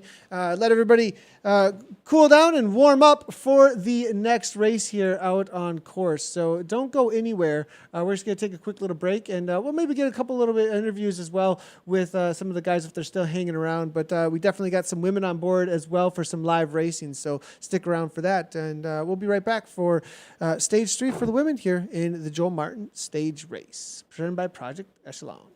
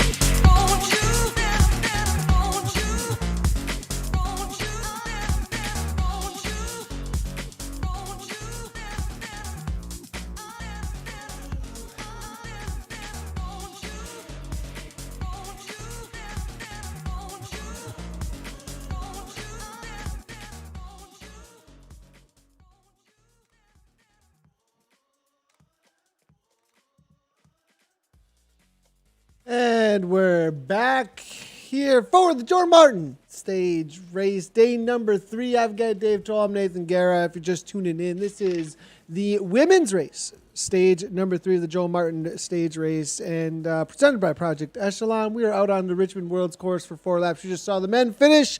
Very, very hard race of attrition, it looked like, coming to the line, essentially trying to sprint and just essentially finishing out this 3 incessant climbs that just come at the riders over and over again. Amazing job by Jordan Shane to hold on up against the SARS Pros Closet in that last race. Dave, I thought that was just a really a breakout effort there coming from Jordan. And then Zach Herod, the man with the climbing legs, obviously today. Yeah, for Jordan Shane, this is certainly his biggest esports win. And I'm going to say, he's from Vancouver. There's a really big race there called Tour of White Rock and the Gastown Grand Prix. This is going to be really comparable now and be a launching pad for him in real life to get even bigger results. And congratulations to his team as well. Elevate, that was the team of James Piccoli, who made it up into the World Tour this last year. Jordan Shane is on that path, Nathan. It's really cool to see. But now it's time for the women. And this is going to be quite a showdown here. Same course, 4 laps, 65 kilometers. It's not the distance, it's the climbs. They hit so hard. Yeah, and we are seeing a really interesting situation out here today. Lauren Stevens currently leading, it looks like, with Courtney Nelson, though, from ShoAir 2020, holding down that second place overall currently. Kristen Faulkner there then, also Tibco SVB. Rachel Elliott, 4th overall right now, coming on in. Laura De Crescenzo, Amy D Foundation, Lizzie Dumko from Vision, still representing Catherine Curry, Amy D as well. Stephanie Simnick, Family Equip, Angela Nath, and then Jackie Goby. Vision there actually with 4 riders in the top 11. Christy Tracy just outside there with 12th place currently. But Christy Tracy, I believe, is sitting in the sprinter's jersey, if I'm not incorrect. So there's going to be a battle there for sure for Infinite SARS to really set her up well, I think, up on those flatter sections of the course today. Yeah, this is the 3rd stage of the Joe Martin stage race, one of the most respected and not one of, but the longest running stage race in North America. And they'll be back at it next year, taking place in and around Northwest Arkansas. Fayetteville is where we would be virtually today. This is a really cool town, Nathan. Really a great example of the renaissance that we're seeing in the United States of these kinds of places. And Fayetteville is now become an absolute destination. You can see the clock counting down. So, ladies, the weather report is in. It's 100% chance of pain today. There is no weather out in the world of Zwift, but Nathan and Richmond today, there's no way this one isn't going to hurt. It's going to hurt to finish. I don't know how deep you're going to have to go to win. Lauren Stevens, the wattage goddess out of Dallas, Texas, is an astute leader. She's going to be really hard to unseat out here today. Courtney Nelson, though, is a rider with a bullet next to her name. She is rising up through the ranks, much like Kristen Faulkner. These are 2 new names of riders that we don't know what their potential is, but there's obviously a tremendous amount of talent. We'll see what Courtney Nelson's got up her sleeve today as she goes up against one of the established American legends, both the rider, Lauren Stevens, and the team, Tibco Silicon Valley Bank.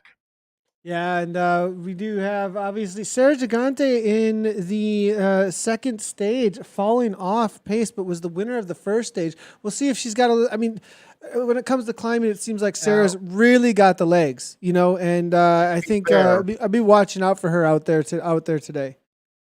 Yeah, I want to be careful in how I phrase this, but yesterday it was a chaotic start.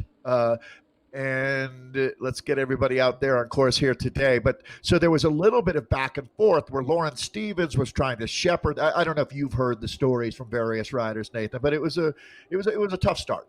Let's put it that way. Gigante got caught up in that, and she is such a huge talent. She was not dropped yesterday because of fitness. I'll leave it at that. Yeah, and I definitely, I think that with some of, obviously at the start, there was maybe a little bit of confusion, and because of that, We ended up with there was also discussion split about how to groups. start Yeah. the GC today, but everything ended up turning out with everybody in agreement, which I really like the way that Good. that Project Echelon went about that with a majority ruling on it amongst the teams, which is really a great way to go about things, make sure everybody's happy with how things are playing out. So we do have Sarah Jante, though, now already toward the front here, 5.1 watts per kilogram, hammering away, actually. So good to see. And I do believe we have some live feeds that we'll be able to be bringing in from the ladies here. I believe with Sarah from all the way around the land down under here, hammering away. So we'll get those up as soon as we possibly can. But obviously showing that she's here to race out here today, she makes her way immediately right to the front. Yeah, she doesn't seem like the kind of person. Sarah's a former world champion. Already her accomplishments are off the charts. She doesn't seem like a person that harbors a lot of resentment or anger, to tell you the truth. She's a really chill woman. I'm going to expect, though, that if this, what happened yesterday, happened to any of us, you'd come back with a little bit of rage, not rage. That's not the right word. You just want to make a statement after yesterday. I'm certainly pulling for Sarah out here today.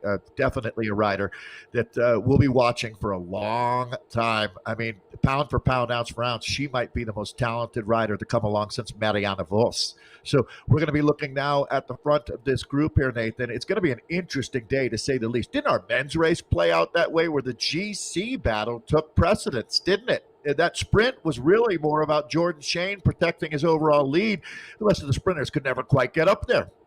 Yeah, there's a reality that the way that played out, it was really a controlled sprint, that's for sure. But now talking about the way that these races start, all the way up in the 5.2 watts per kilogram here, looking for positioning. It's going to be a right-hand turn now. As you can see, the real-life effort here coming from Sarah, obviously working fairly hard right from the get-go. As you can see, getting a little bit of fluids on immediately, just 2 minutes into the race. And it's going to be all about staying fueled, staying cool out there today for sure, especially on the indoor efforts. Tend to get really hot and very resource heavy. That is for sure, as Sarah makes her way to the front of the pack again. I'm asking Siri right now what time it is in Australia. It's tomorrow. It's 3:48 a.m. Yeah, right it's now very in early Australia. or very, very late. One of the two. Yes. And the only reason I know that is because we do a lot of broadcasts with Australia. So definitely very Right. early.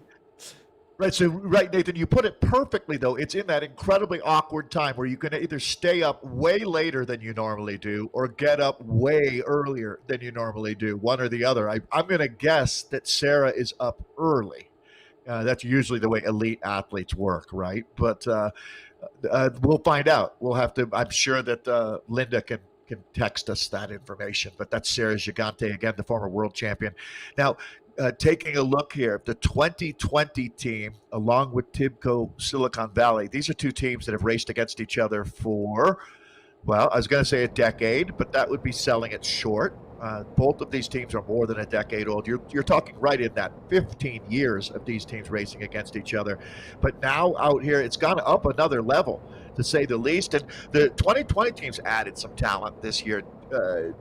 We'll talk more about that, but this team has some new riders, some new depth.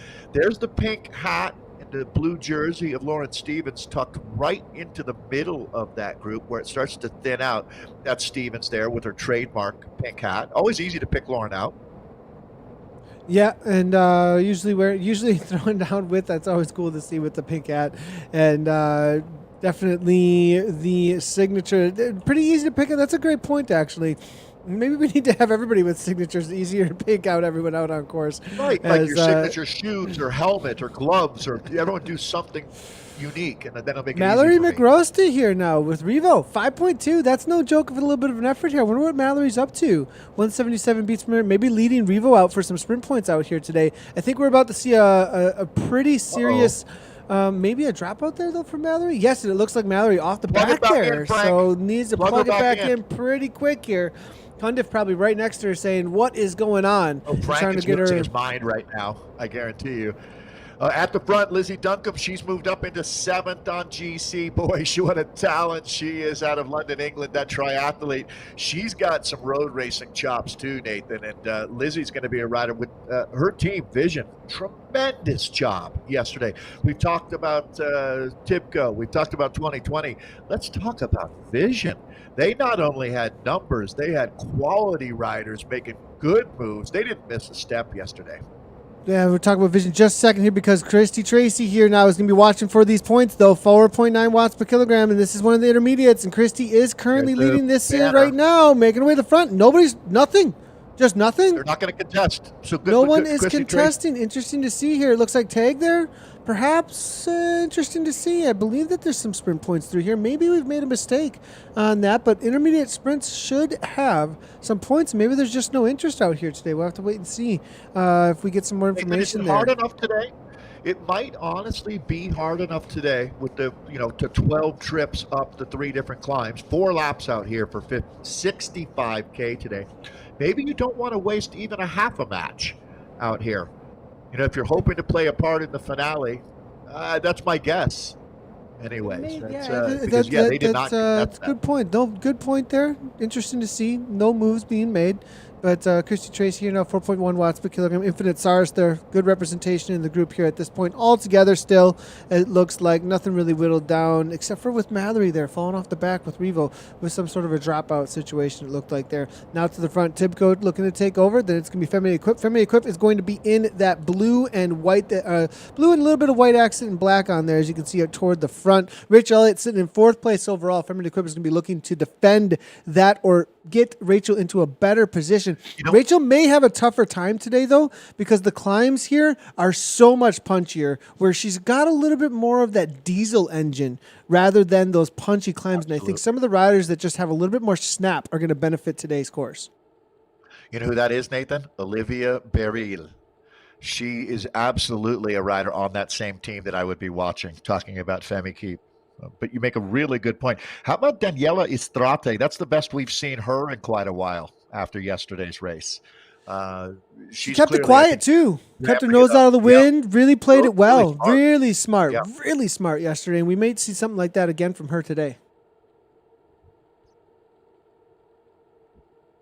Looking on through here, I believe we've got as far as our riders that are live on board here. Let's get another little look into the Pain Caves here. This is going to be Amy D Foundation with Emma Langley hammering away right now. So good to see her. Watch out for Mattis today. And I would definitely say that Catherine, I keep saying Mattis, that's her old married name. Catherine Curie is a rider to watch today.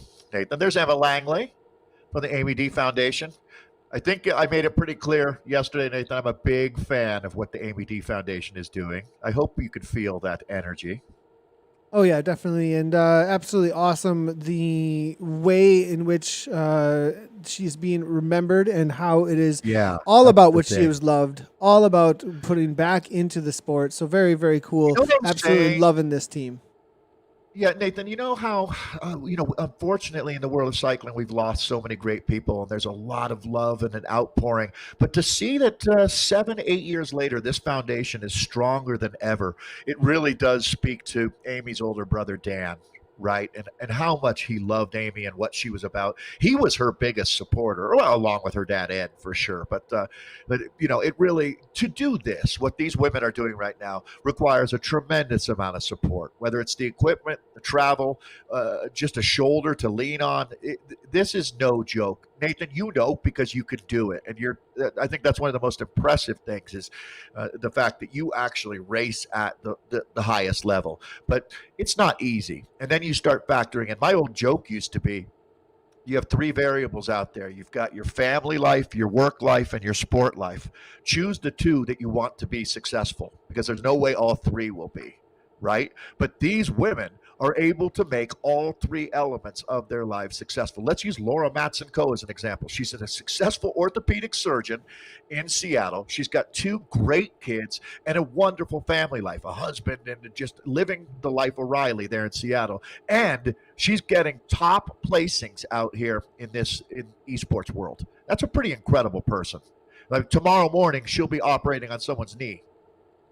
Speaking of Laura Matson-Cole, we actually have Laura Matson on screen here, Oh, hammering great. away, as you can see. So Oh, good to have her in here and actually going for the sprint situation, it looks like here, actually, or at least covering some of the moves at this point. Sorry, we were looking, well, hopefully we can get a good look here at who came through in first place on the time. And it is the times. We were corrected yesterday. Thank you very much to Project Echelon, as well as the women who jumped out there and were like, hey, no. This is about the times across the line. The best times, not the first across the line, are going to be the ones that end up with the points. So we actually will be able to lose the leaderboards to see who came through, at least for this first time around out here today. And it looks like it is going to be Infinite Saris actually here, if we can get it to come on so through. theoretically, Nathan, you'd want to start in the back of the group then and use the draft all the way through. The real goal is going to be to ride through the group to take that fastest time.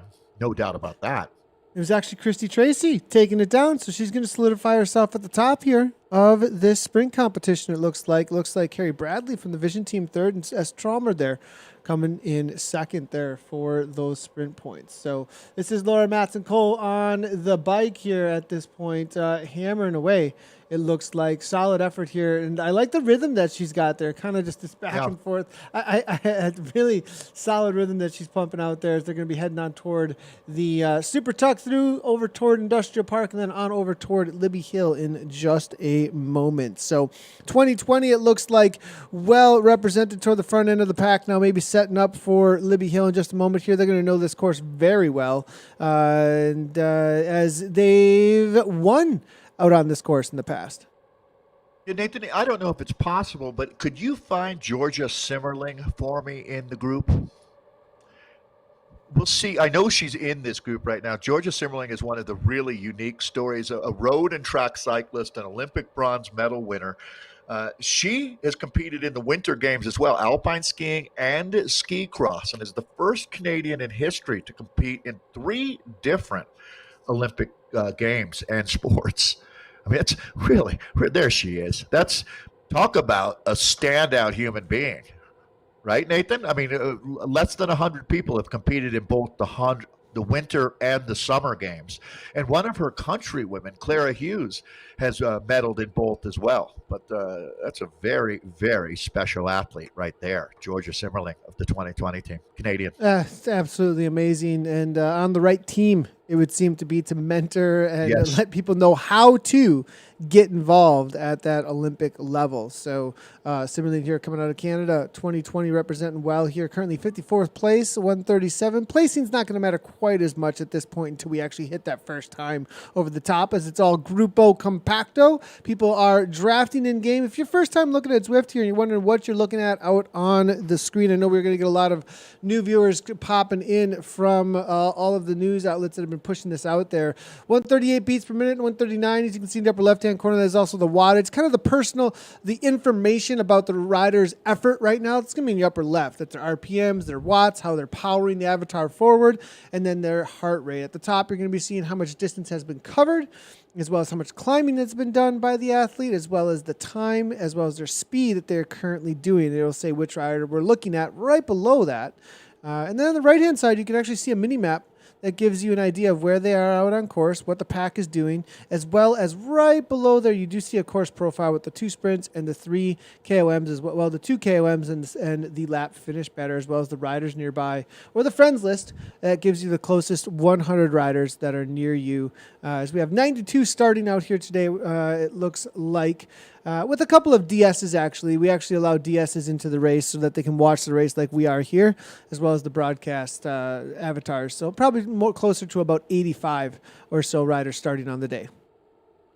Yeah, it's always a challenge, Nathan, isn't it? As you were noting, there's going to be people tuning in who have just watched their first minute of esports racing. So they're wondering what's going on, how does this work?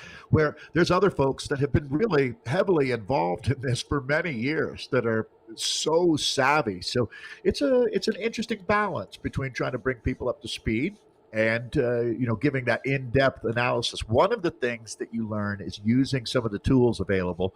If you are interested in a rider, like let's just say you're interested in Kathy Pruitt, I see her name. Well, you could obviously Google her. Or see if she has a wiki page, but I can tell you that she's a former cliff rider who's a downhiller Pretty unique to see that background for a rider hanging in this group. And if I wanted to know more about Kathy Pruitt's hard data, I go to zwiftpower.com. You could find this race, you could find her in it, and all kinds of information. We use Zwift Power constantly. I see there's the Canadian flag, that maple leaf. I think that's one of the coolest flags in the world, to tell you the truth, Nathan. One of my favorites. I also love maple syrup, so that doesn't hurt. We take a look at Godby here coming from yesterday's winner. Vision now, it's going to be, and they were super strong in the climbs yesterday, so we'll have to see if they can show up again today. Again, yesterday, a very different kind of course, though, not even nearly as punchy. Now making the way to the front, is that going to be the young rider out of Canada from Tag Cycling? Tag, very involved in the chat yesterday, letting us know about this junior rider, 18 years of age, very strong climber, now pushing 317 watts, 6.4 watts per kilogram. Faulkner, though, taking over at the front. I was told by a friend coming out of Cali that he's been doing some repeats on a climb that she does at 325 watt repeat threshold efforts, Faulkner. And if you have any questions about whether or not this rider's putting out the real power, don't even start.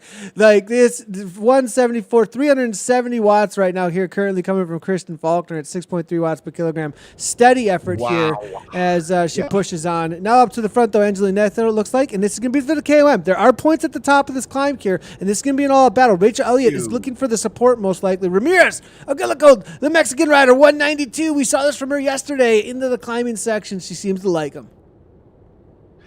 Yeah, so again, we have multiple races going on within this Joe Martin stage race, and the queen of the mountain points are going to be right here at the top of Libby Hill. This is our first trip up. So, Nathan, this is the first of 4 times that they see this cobbled climb. If you've been watching the men's race, she's on fire. Christy Tracy out of Austin, Texas, picking it up. Now, this will be scored the same way, isn't it, based on time? Yep, so 124.3. Right? So Tracy does take it down, though, it looks like. So by about 0.3 of a second, Ramirez followed up by the Amy D Foundation. We're going to have to wait for it to come through. Let us know which Amy D Foundation rider that is. But making our way forward now, things are blowing up.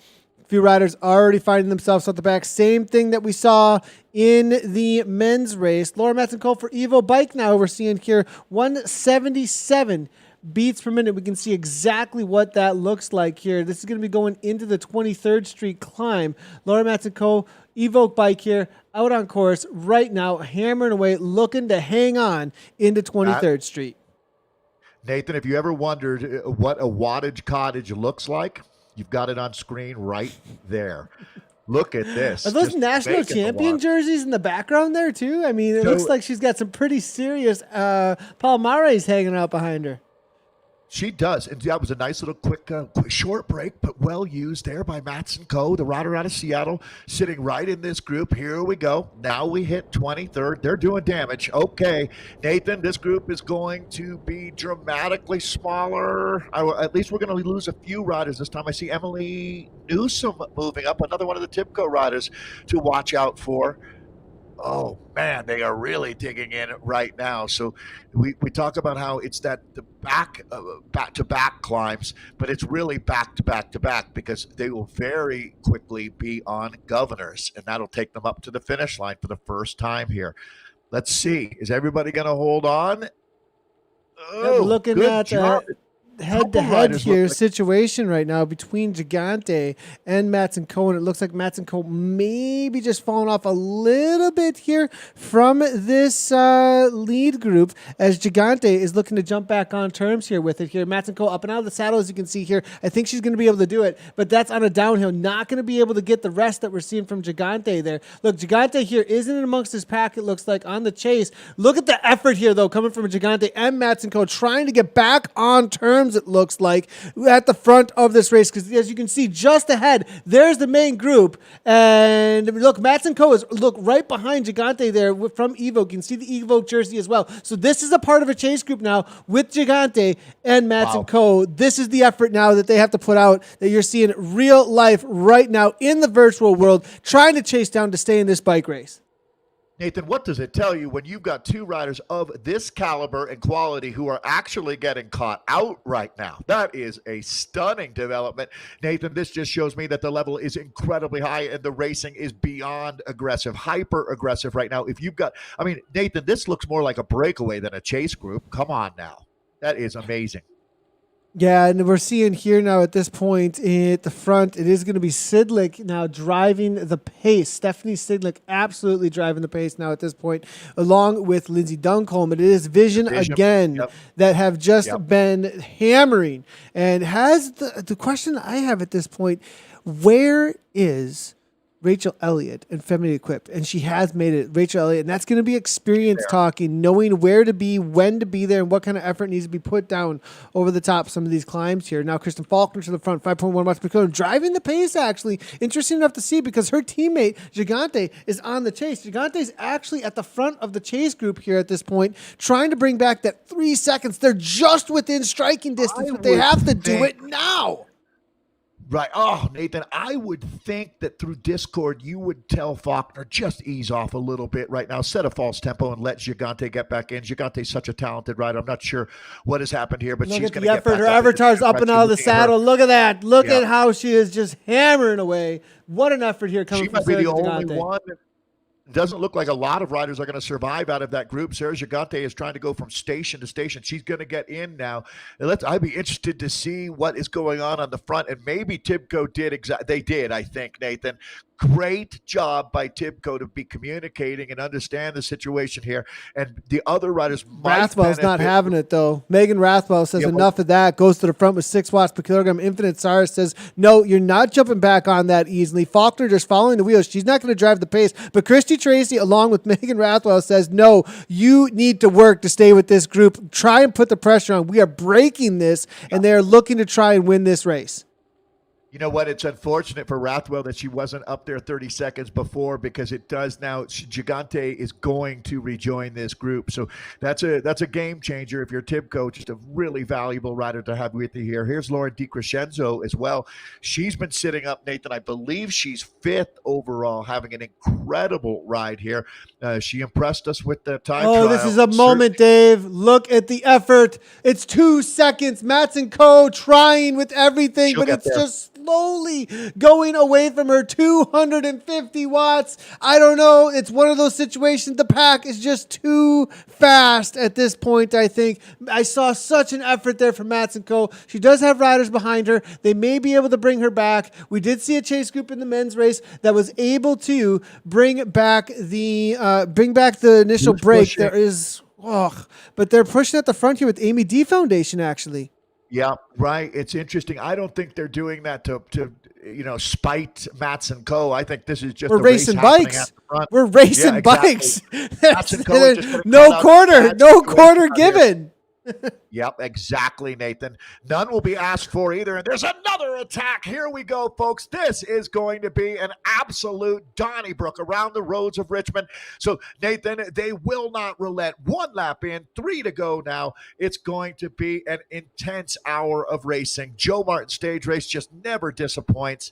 And, Nathan, I think we're going back now and taking a look at the chase group, aren't we? That was just a couple of riders coming on through. Now we're back into the front group here. Take Cycling was off the front there for just a moment. We did just jump back for just a second there to see what was happening across the lap line and the groups that are coming through. Another bombshell, though, obviously of a race on the first lap of things have completely blown apart. There's group after group after group on the chase. We'll see if they get together here. How many riders do we have here, though? I mean, this is a pretty solid group, a pretty large group here that we're looking at.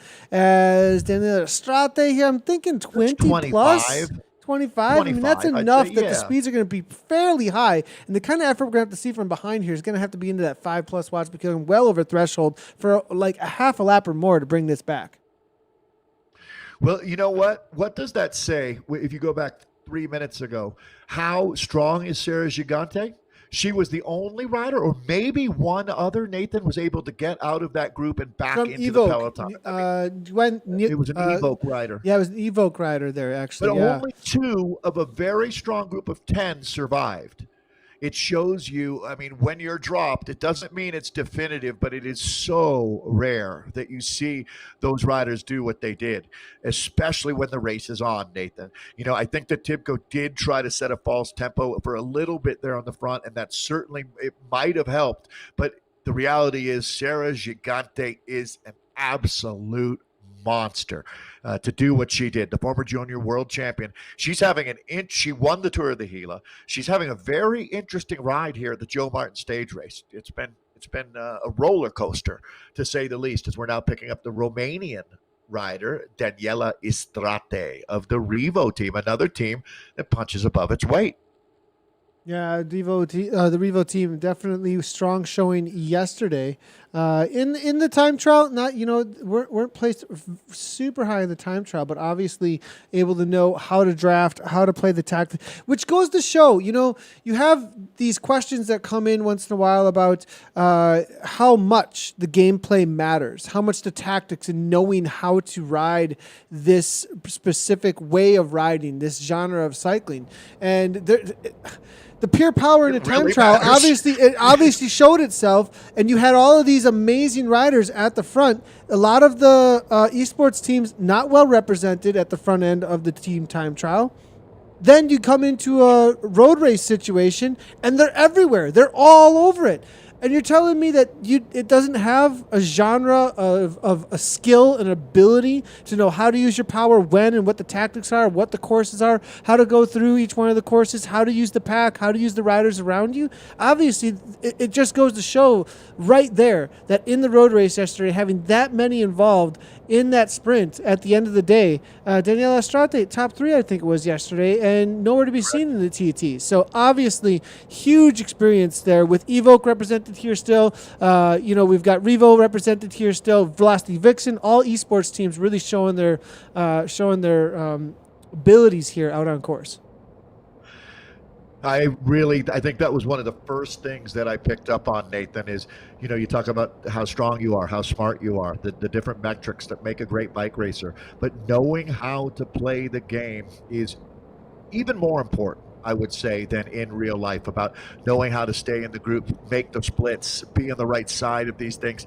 It all adds up. The real difference to me, Nathan, though, with esports versus in real life, is that in esports you're almost always pedaling. You never, even if you're sitting in the group, you're still doing a tremendous amount of work. Whereas in real life, if you're a really good at sucking wheel, you can ride a flat American criterium and do very little work until the finish, especially if the group stays together most of the day.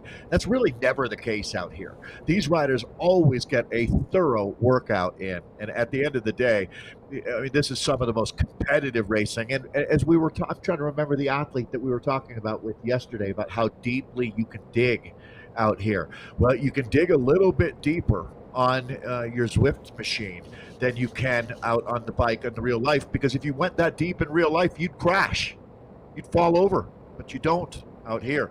So I don't know that we're contesting sprints today.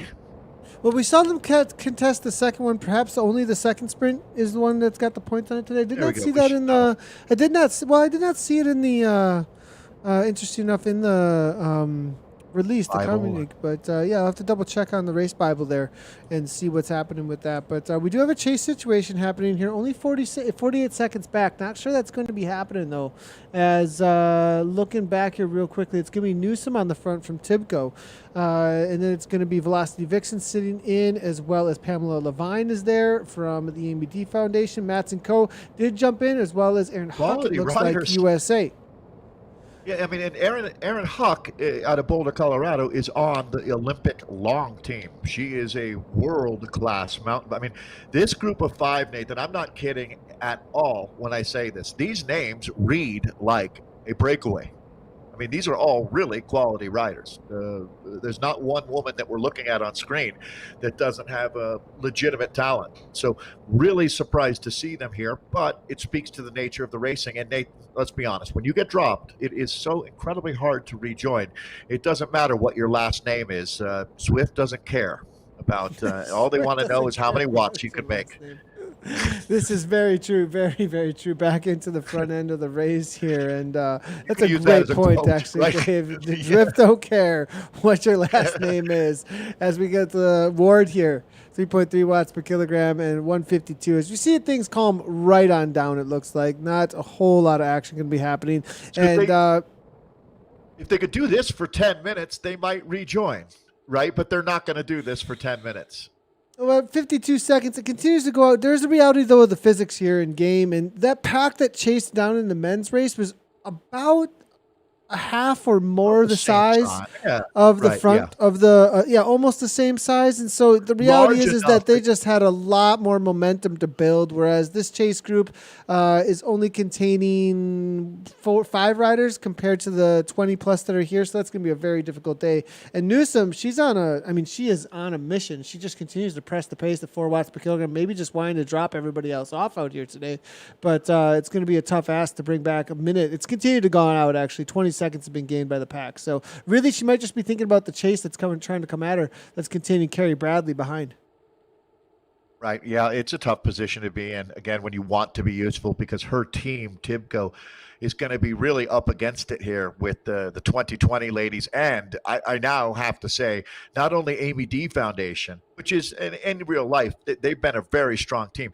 But the thing that they do that's different, Nathan, is they work on a guest rider format where any given stage race, they'll have a different roster of riders. They might have a core group that they use a lot. But we mentioned yesterday, there were like 6 riders in that group of 18 that had at one time or another ridden for the Amy D Foundation. Like we added Charlotte Backus at the end. Well, Maddie Ward is the rider that we're looking at right now here.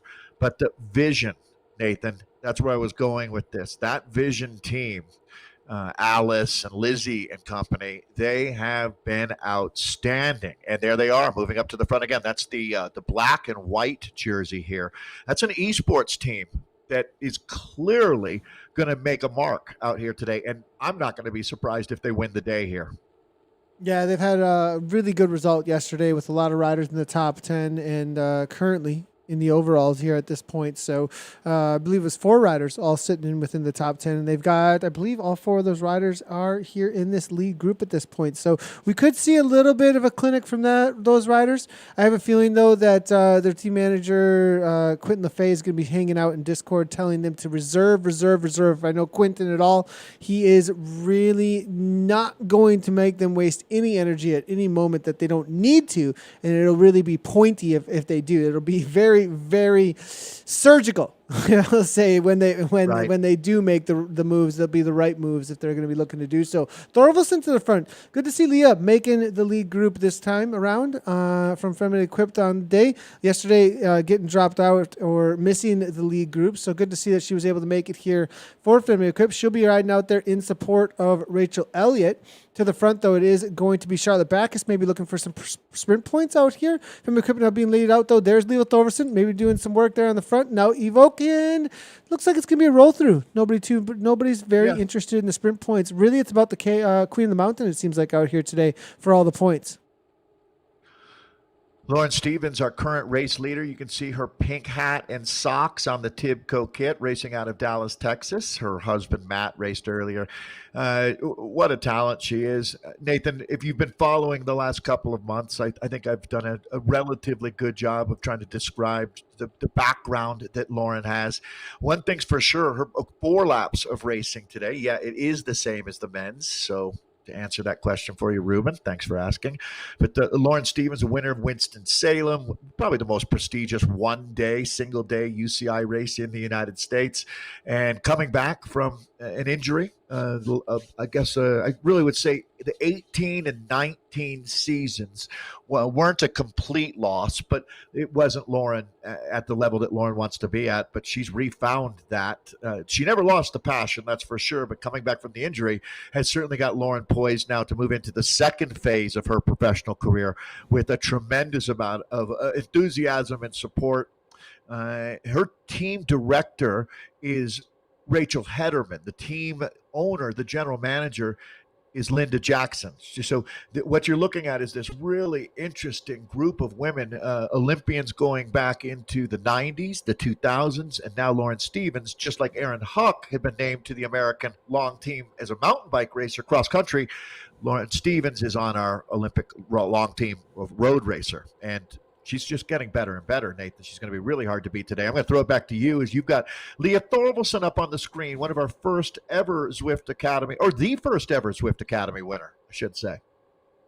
Yeah, Leah Thorvaldsen definitely taking on a role in the community, Zwift community, in so many ways. Lots of great leadership coming from the huge ambassador in this community. Riding for Team Turbo, managing Team Turbo, actually, for the esports side of things, as well as riding for Feminine Equip in real life, and was also a part of the Canyon SRAM team as the first winner of the Zwift Academy. So good to see her out here hammering away, always well represented. Is her team all at the front here at this point? I did just see 4 Feminine Equip jerseys there in the light blue with the Zwift on the back there in the black. So lots of ride arms in the backpack, in the backs of these riders. I love to see how many riders are throwing the ride-ons out there. If you didn't know, you can download the Companion app. Just search Zwift Companion over on either the apps, any of your app stores, and go ahead and download that. You can find the riders, create an account, and you can give them ride-ons live here while they're riding through, and they'll see those encouragements in front of them. They'll see a little ride-on pop up from so-and-so's name,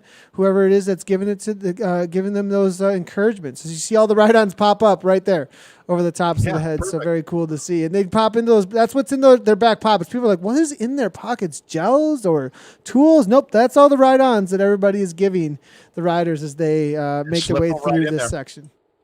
Like a banana. Hey, wanted to give a Bruce Dunn wanted to give a verbal shout out because I just heard that we do have an Arkansas resident in this race. The aforementioned Leah Thorvaldsen lives in Arkansas. That's nice to know. Oh, that's right. That is her home state race. Yeah. Home state race. Nathan, Fayetteville is killing it right now. What an amazing community. This crit is so much fun to attend live. So hopefully next year we can all get back to enjoying these races live and smell the bratwurst grilling and hear the sounds of the brakes and the riders chattering their wheels through the corners and hear the screams as Lauren Stevens moves up to the front of the group. And this will have us letting us know that we're really close to hitting Libby Hill again, Nathan, here. So they're starting to position in the front of this group. The riders are all realizing it's about to get thrown down again. Gigante's there. Not only is she there, she's right up near the front. Good job, Sarah.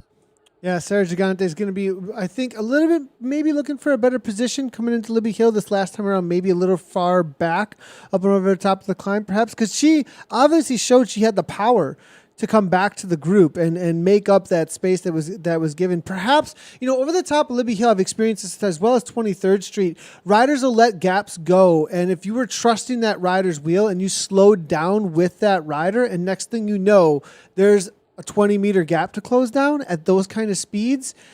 A lot of times, especially on this course, I've experienced this so many times because the effort is so incredibly high and the speeds are so high after those punches. And I have a feeling that's exactly what happened here as we saw her come back over the top of Governors, obviously having the power to do so. 3.2 watts per kilogram, as you can see, leading things out, looking for a good position. Team Infinite Cyrus now. It looks like Megan Rathwell making her way to the front here. This is a rider to be watching out for. She's got some climber legs, maybe looking for a top 10 out here today. Faulkner, Gigante, Tibco starting to take over at the front, though. In the world of professional bike racing, trust no one except your teammates, and then that's only because they're verified. Right, Nathan? This sport is all about, we've talked about how do you win a bike race and the different metrics there, but there is a huge element of psych out head games that get played out here as well. Or, the real trick to winning a bike race is helping everybody else finish what's on their plate before you start on yours. And that's it's harder to do than one might think. And so you see Stevens up there near the front. That's Lizzie Duncombe there in the Vision kit, well positioned. It's going to make a big difference this trip up. It's not just Libby, but the quick follow-up that you have as you're hitting 23, the two of the cobbled climbs here that made such a unique World Championship course going back to 2015. Up and out of the saddle now, Sarah Gigante. It looks like really starting to press the pace now. It looks like she's actually at the front end of the race here, I believe. Or is that going to be Faulkner? No, Faulkner now taking over. It was interesting to see Gigante dropped this last time. I believe it was on this climb here. So we'll see if she's got the effort out here today. Now she starts to press here. 6.4 watts per kilogram here. Here's the effort and the focus as we can see it coming in from real life now. Faulkner, 4.9. It looks like now taking over. Who's going to take over the overall in the KOM, Queen of the Mountain here? Godby now. Yesterday's winner pushes 9.9 watts per kilogram. Will there be a response here? Faulkner now looking to chase this down. Perhaps no. Sitting in, trusting it looks like. It's going to be Godby. Godby from Vision now at this point. Easily walking away actually with this sprint to the line for the Queen of the Mountain. Christy Tracy looking to follow this up, it looks like, as she is looking to solidify herself at the top of the Queen of the Mountain, I believe, leaderboard. But Godby easily grabbing those points. Now it looks like Lauren Stevens maybe. I think Lauren could have chased that down perhaps, but she's is deciding. No, I think she's deciding to stay with the teammates in the group, saying, no, this is all going to come back together. Yeah, they've been racing a ton this week when you talk about the volume and the capacity. So I think Lauren Stevens is going to just try to play it conservatively here and get to the finale in the best shape she can and just try to close out this deal and wrap up. Again, amazing volume this week of racing. So going back now, Godby has turned what was a bid to win the Queen of the Mountain into a bit of a breakaway here, Nathan. The Vision Rider is going to have them chasing for a bit, maybe even a little bit longer here. So, boy, she was strong yesterday. She's right back at it today as we're going to drop back down to the bottom of 23rd here. Yeah, and now she's staying away for a while, 10 seconds. Yeah, and she's getting into a nice little super tuck here now. 185 beats per minute, 68 kilometers per hour. It does look like the group is going to have a lot more speed, though, from what I can see. The group is doing about 70 plus. Godby now loses about 3 or 4 seconds. Now there's going to be a kick here coming on from the pack. Watch how fast they come up on Godby as she's off the front here. Rachel Elliott. Oh my gosh, look at Rachel Elliott. Wow. Up to 9 watts per kilogram. But here comes Lindsay Duncombe, the other Vision Rider here. She was set up by Godby, but Rachel Elliott following. You know, I said Rachel Elliott was not very punchy, but man, she is showing me a different story out here today, and I am super impressed by Elliott coming over the top here in third. But Lindsay Duncombe, she's taking down this Queen of the Mountain for 23rd Street. Yeah, this former rower out of London, a triathlete on the rise, put a bullet next to her name. She's going to be a huge star in the sport of triathlon. She could be a huge star in the sport of bike racing if she wants to. Sitting 7th overall right now. You can see that Lauren Stevens is going to be happy making a catch of Duncan, but then they come up and over the top, and that looks like it's going to be Tim Coe making another attack. I think that's going to be Faulkner going now, Nathan, and this is it. It is on now. So the throttle opening up. We're not even halfway into this race. Again, remembering it's 4 laps out here. They still going to hit governors here before they complete lap number 2, but a big move at the front, a surge. Looks like, though, the resiliency of this group pretty steadfast, Nathan. I don't think we're dropping any riders, even though they're going incredibly hard over 23rd there. Getting a little bit of information. Steve Eng, thanks you so much for sending this information along and the reminder here. Annabelle Dancero is in this lead group from Red Truck. Red Truck gave a great showing, and she has made this front group 17 years of age, racing for 3 years, out of Vancouver, BC. Student in international economics, it sounds like. Great results this season. First at the Western Challenge of Women's Omnium on the track, actually. So a track racer here, Stoll is. Career highlights: Junior BC Provincial TT Champion 2019, Junior BC Provincial Road Race Champion 2019. I mean, this is some serious junior racing coming at us here. So interesting facts and hobbies. She's very bad at running and started out in triathlon, but thankfully chose to specialize in her favorite events. So good to hear. And really hates olive and pickles. Hopefully that's not the food she's eating today on the bike. That would not make good race food, that's for sure. A little salty, I think. So, Nathan, when you look at it, there's a lot of talented young Canadians in this race because also Simone Poyard racing for that 2020 team is someone to watch. But I just love what Lizzie Duncombe has been doing out here. This triathlete has really embraced racing on Zwift. And for her, sitting top 10, even better than that, top 7 in GC is a pleasant surprise. and hopefully it'll encourage her to get out and race a little more. This is Wynn that we're looking at now, the Evoque rider. I hope she can get back in. Nathan, what you saw there, the turn from the bottom, the right-hand turn to take you on the 23rd. Went nuclear. Thorvaldsen just went full nuclear. I think Leah said enough is enough, and she just went backwards. Did you see Wynn come by her just now? Just full meltdown. And nice job doing the workout. I think Thorvaldsen might have been really focusing on doing some work there for Rachel Elliott out there today to keep her in the top spots here as they're finishing up the Governor Street climb. Obviously a hard day out here already as they finish up lap number 2. Amy D Foundation again. No, Ramirez, excuse me. Gallico, the Mexican rider. Yep. Whew, pressing the pace on the climbs. Again, 192. And that 192, 193, when I see Ramirez, I see 192, 193. I'm becoming very familiar with that heart rate and Ramirez as she presses the pace. The Chihuahua heart rate. Definitely. Stevens coming across right now. What is happening here? This is the kind of power that could just walk away. I think Stevens has marked this rider knowing that Ramirez is strong enough. And at this point, jumps on the wheel, 3.8 watts per kilogram. They're in a break now at this point. At this point, this has to be chased down. Or now Team Infinite starts to see Megan Rathwell pumping up a little bit of watts here now. Maybe Infinite going to get involved. Feminine Equip as well. Rachel Elliott says, okay, they're off the front. Are we going to do some work here? Starts up the engine. Looking for, can we dial up Courtney Nelson? I'm wondering where our second place rider is in the I have GC not seen it. I have not seen a 2020. 2020 jersey in this front group once, actually. I'm not sure that they've actually made the front group at this point. I'm pretty sure there's not a 2020 rider. Yeah, that's interesting for sure. So, well, what we have in front of us right now is Rachel Elliott, the Femi Keep rider. I hate They're still working, though. They're still working really well here at this point, though. I'm looking back here. They're in 39th, 38th, right around this. This is the chase group containing 2020, second overall starting on the day. That's done at this point. But they could chase down the Mats and Co., and there's a few others. They're working very well together. There's still 2 laps to go at this point, and there's a group just ahead of them. Bigger. Yeah, right. Exactly. It's going to be interesting to see this one. That's why you never give up out here. And you wouldn't be racing at this level if giving up was a tendency that you have. These are the fighters. These are the riders with heart.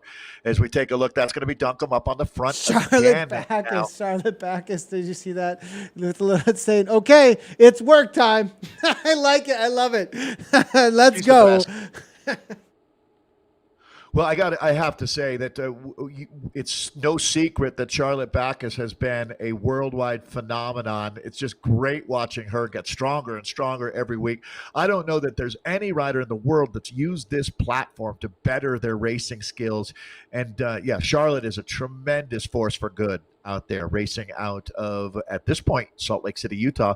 Rachel Elliott, well documented. I saw that was mentioned in the cycling news story as well about her stroke and comeback and, her Zwifting basically on the hospital, in bed at the hospital. She was asking to get strapped up to the machine. Just an incredible human being. It's going to be fun to see what happens for her in sport in the next few years. Nathan, this is the front group here, right at the midpoint of the race. It's not going to be long until we've got a winner here for the Joe Martin stage race. We're replicating the final stage, the Criterium in Fayetteville, the longest running race, 43 years, longest running stage race in America. It's 18 years this has been run as a full-fledged pro event. And in Fayetteville, they go nuts on this day. The whole city comes out to cheer on the riders on a unbelievably challenging Criterium circuit. Well, we found a very challenging circuit for them. It's not exactly a Criterium. This is Richmond World's course from 2015. But Nathan, I think what the goal here was to find something hard. We did that.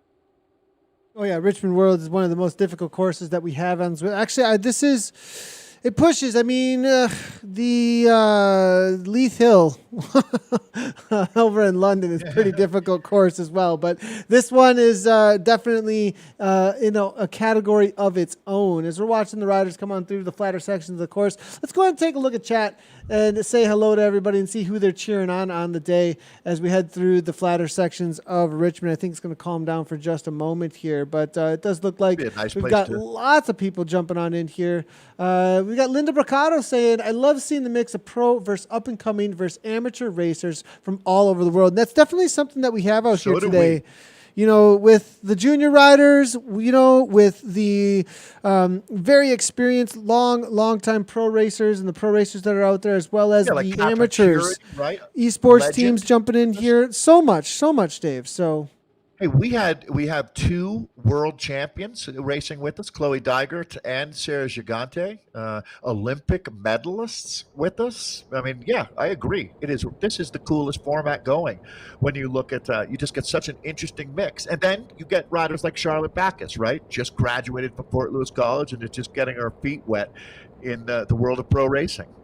Somebody else who was discovered specifically through this format, that's going to be Leah Dixon, has jumped into the chat here. And we met Leah at some of the esports competitions, actually. So good to see Leah out there cheering on Team Tibco. So always very cool to see the way. And that speaks directly to what Linda Bracado is saying. And the people who are hanging out in chat, viewing right now, who are also part of the race teams and everything, that this is a place where it creates something special where you bring all of those worlds together into this virtual environment, you know, and all of the different personalities and talents, that's for sure.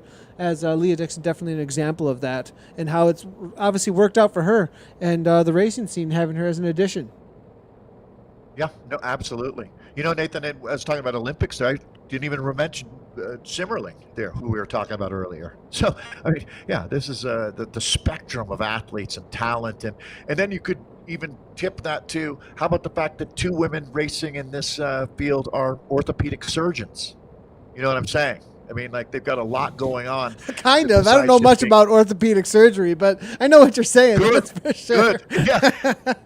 Listen, if you ever do need to know anything, go see Laura Matson Co. She'll get you sorted out, right? I don't want you to learn anything more about it, right? So here we go, Nathan. This very, very select group moving into the finale for this final stage. This is going to be the calm before the storm right now.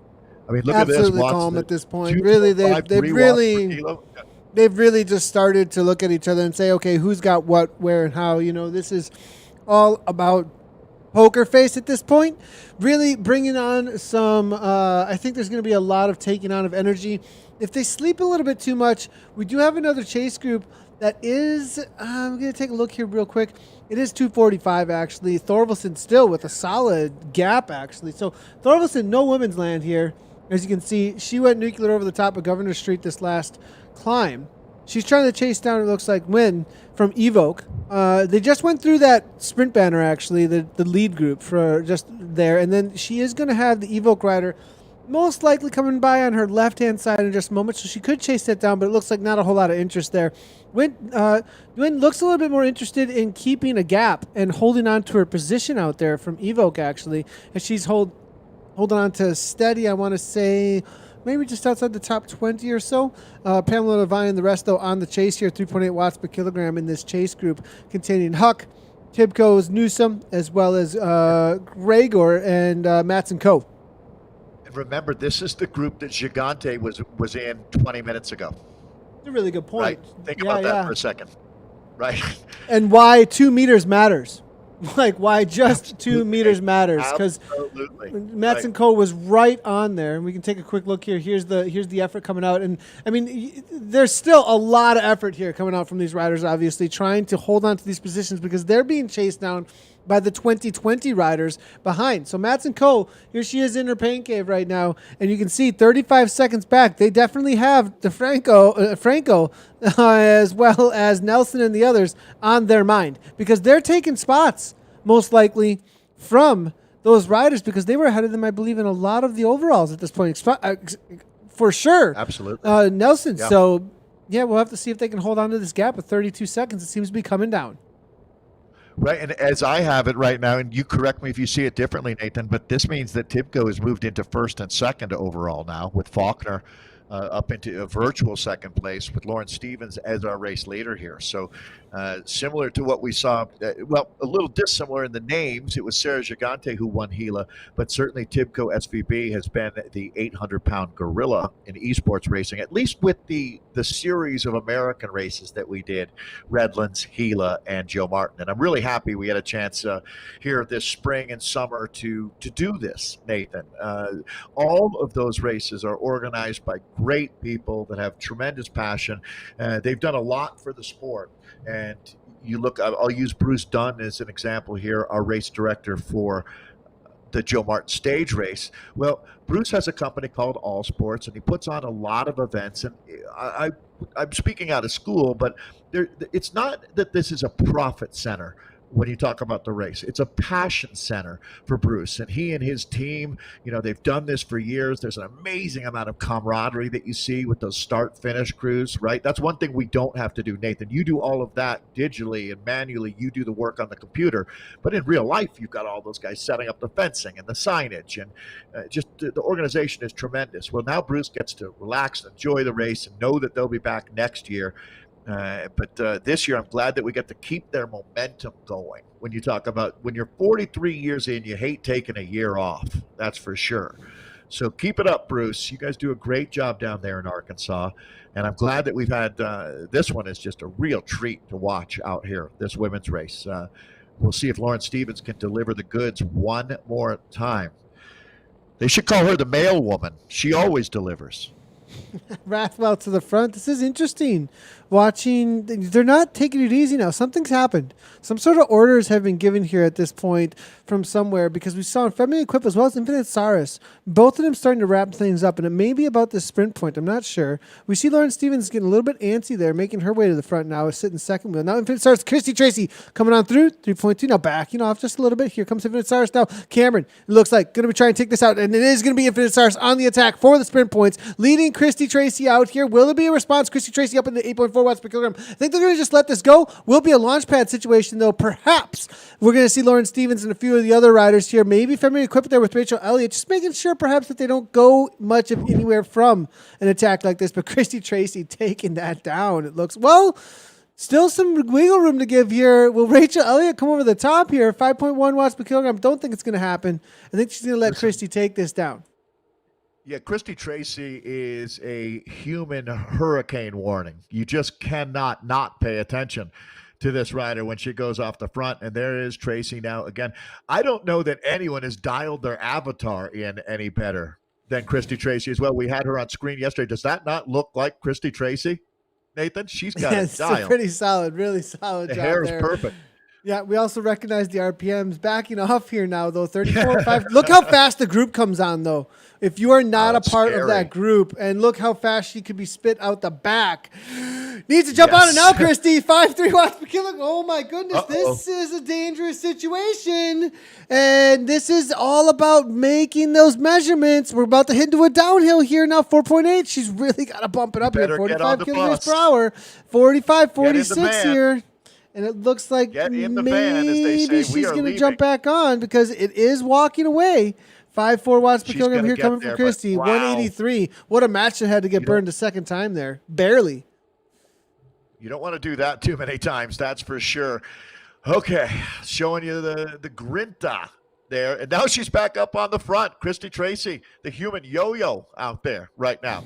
But as there's going to be something happening here, Nathan, you get the feeling that we're right at that point, almost 42K in to a 65-kilometer Donnybrook that we've got going on here in Richmond, the final stage being replicated for the Joe Martin stage race. I love the fact Sarah Gigante has now gotten back into this group. She's been able to recover a little bit.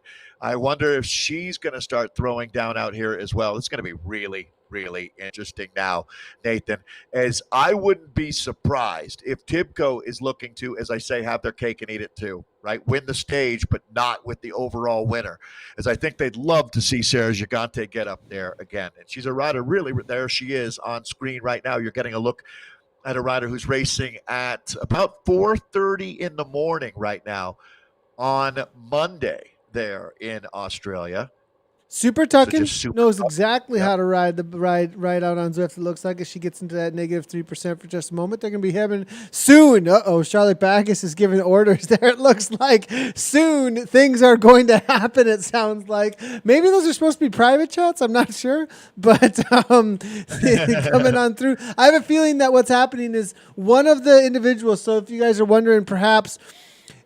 If you see orange messages on Zwift, you see orange messages come through like you just saw the messages there on screen, but they're orange. That means it was a direct message rather than a public message. It looks like somebody is direct messaging or some of the teammates are direct messaging. And Charlotte, she's just not in the direct messenger right now. She's probably typing from a keyboard. She don't care. If she's typing from She a does keyboard, care. to her No, you're benefit right. though, Dave, if you're typing from a keyboard, there is no direct messaging. So if you're in okay, right. Companion, that's an advantage of having the Companion app on your phone is you can have direct messaging. Whereas from the keyboard, your only option is I'll show you. You just have to push M and you say hi. So we'll just show you. There it is, and it's out. Hey, and then now they all see me say hi. So and Charlotte probably has only that option right now. I wouldn't be surprised. No, I totally get what you're saying. That's really interesting. The Zwift Companion app, Nathan, something that as you start Zwifting, you recognize there's all these tools out there.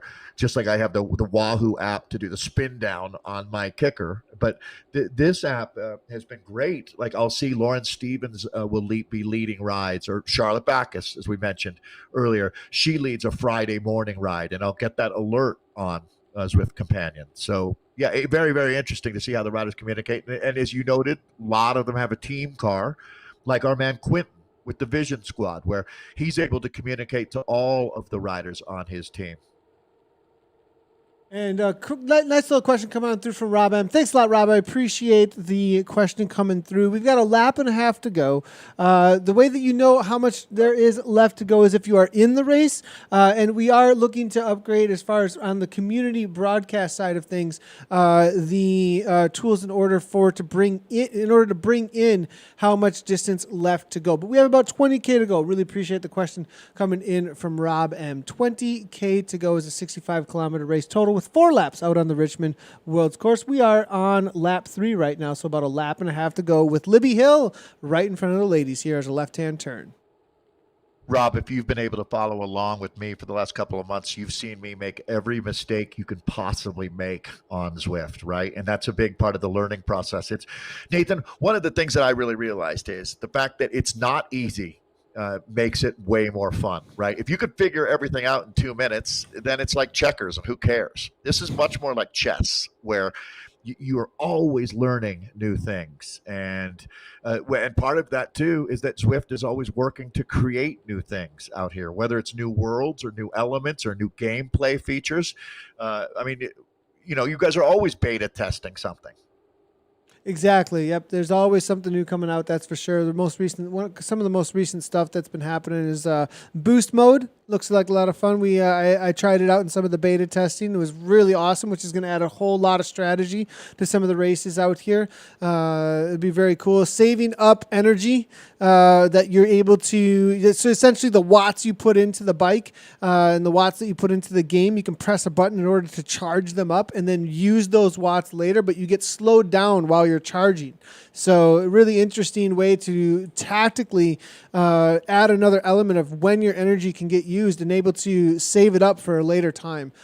Pretty cool little addition. So lots of little things like that being added all the time in the Zwift world. Johnson here now tags. We started in Libby Hill for the 3rd time, though. This may be a break point, as the ladies look like. This last time over the top of the flats, it seemed like we were getting into, we're a little tired. Let's take a break and see who's made this. And I have a feeling that is a signal that it might be time to break things apart.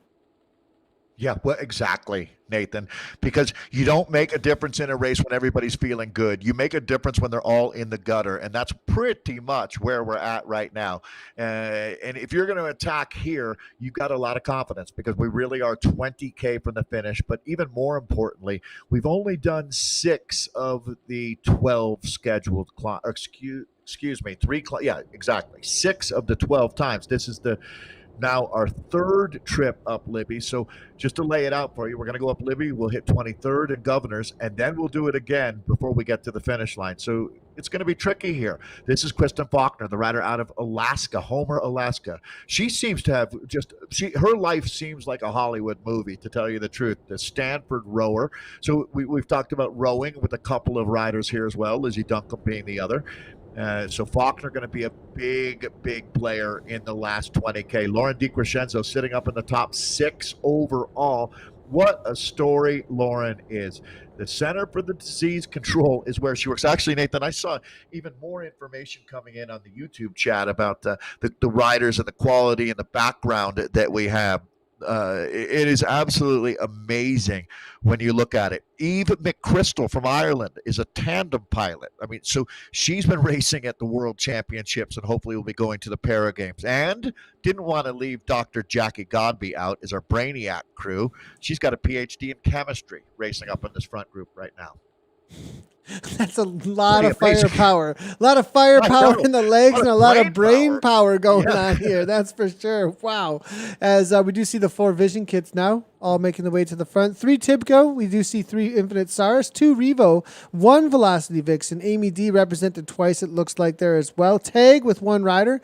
And then it's going to be Agalico there, the Mexican rider, also solo. Red Truck is still represented as well with 1 rider there in the red and white in Gamba kit. So those are the teams still represented at the front end of this race. You can kind of really easily identify them now at this point. Lizzie Duncombe there with the red hair. She did a good job of representing herself in game there, I think, as well, with the red hair there. But Rachel Elliott there now, solid little kick here, 437. Godby now over the top though. Yesterday's winner, Vision, 9.4 watts per kilogram. Keller now trying to make the move there from Revo. It looks like Godby is going to take down 23rd again. She seems to really like. She's a punchy rider, very punchy rider.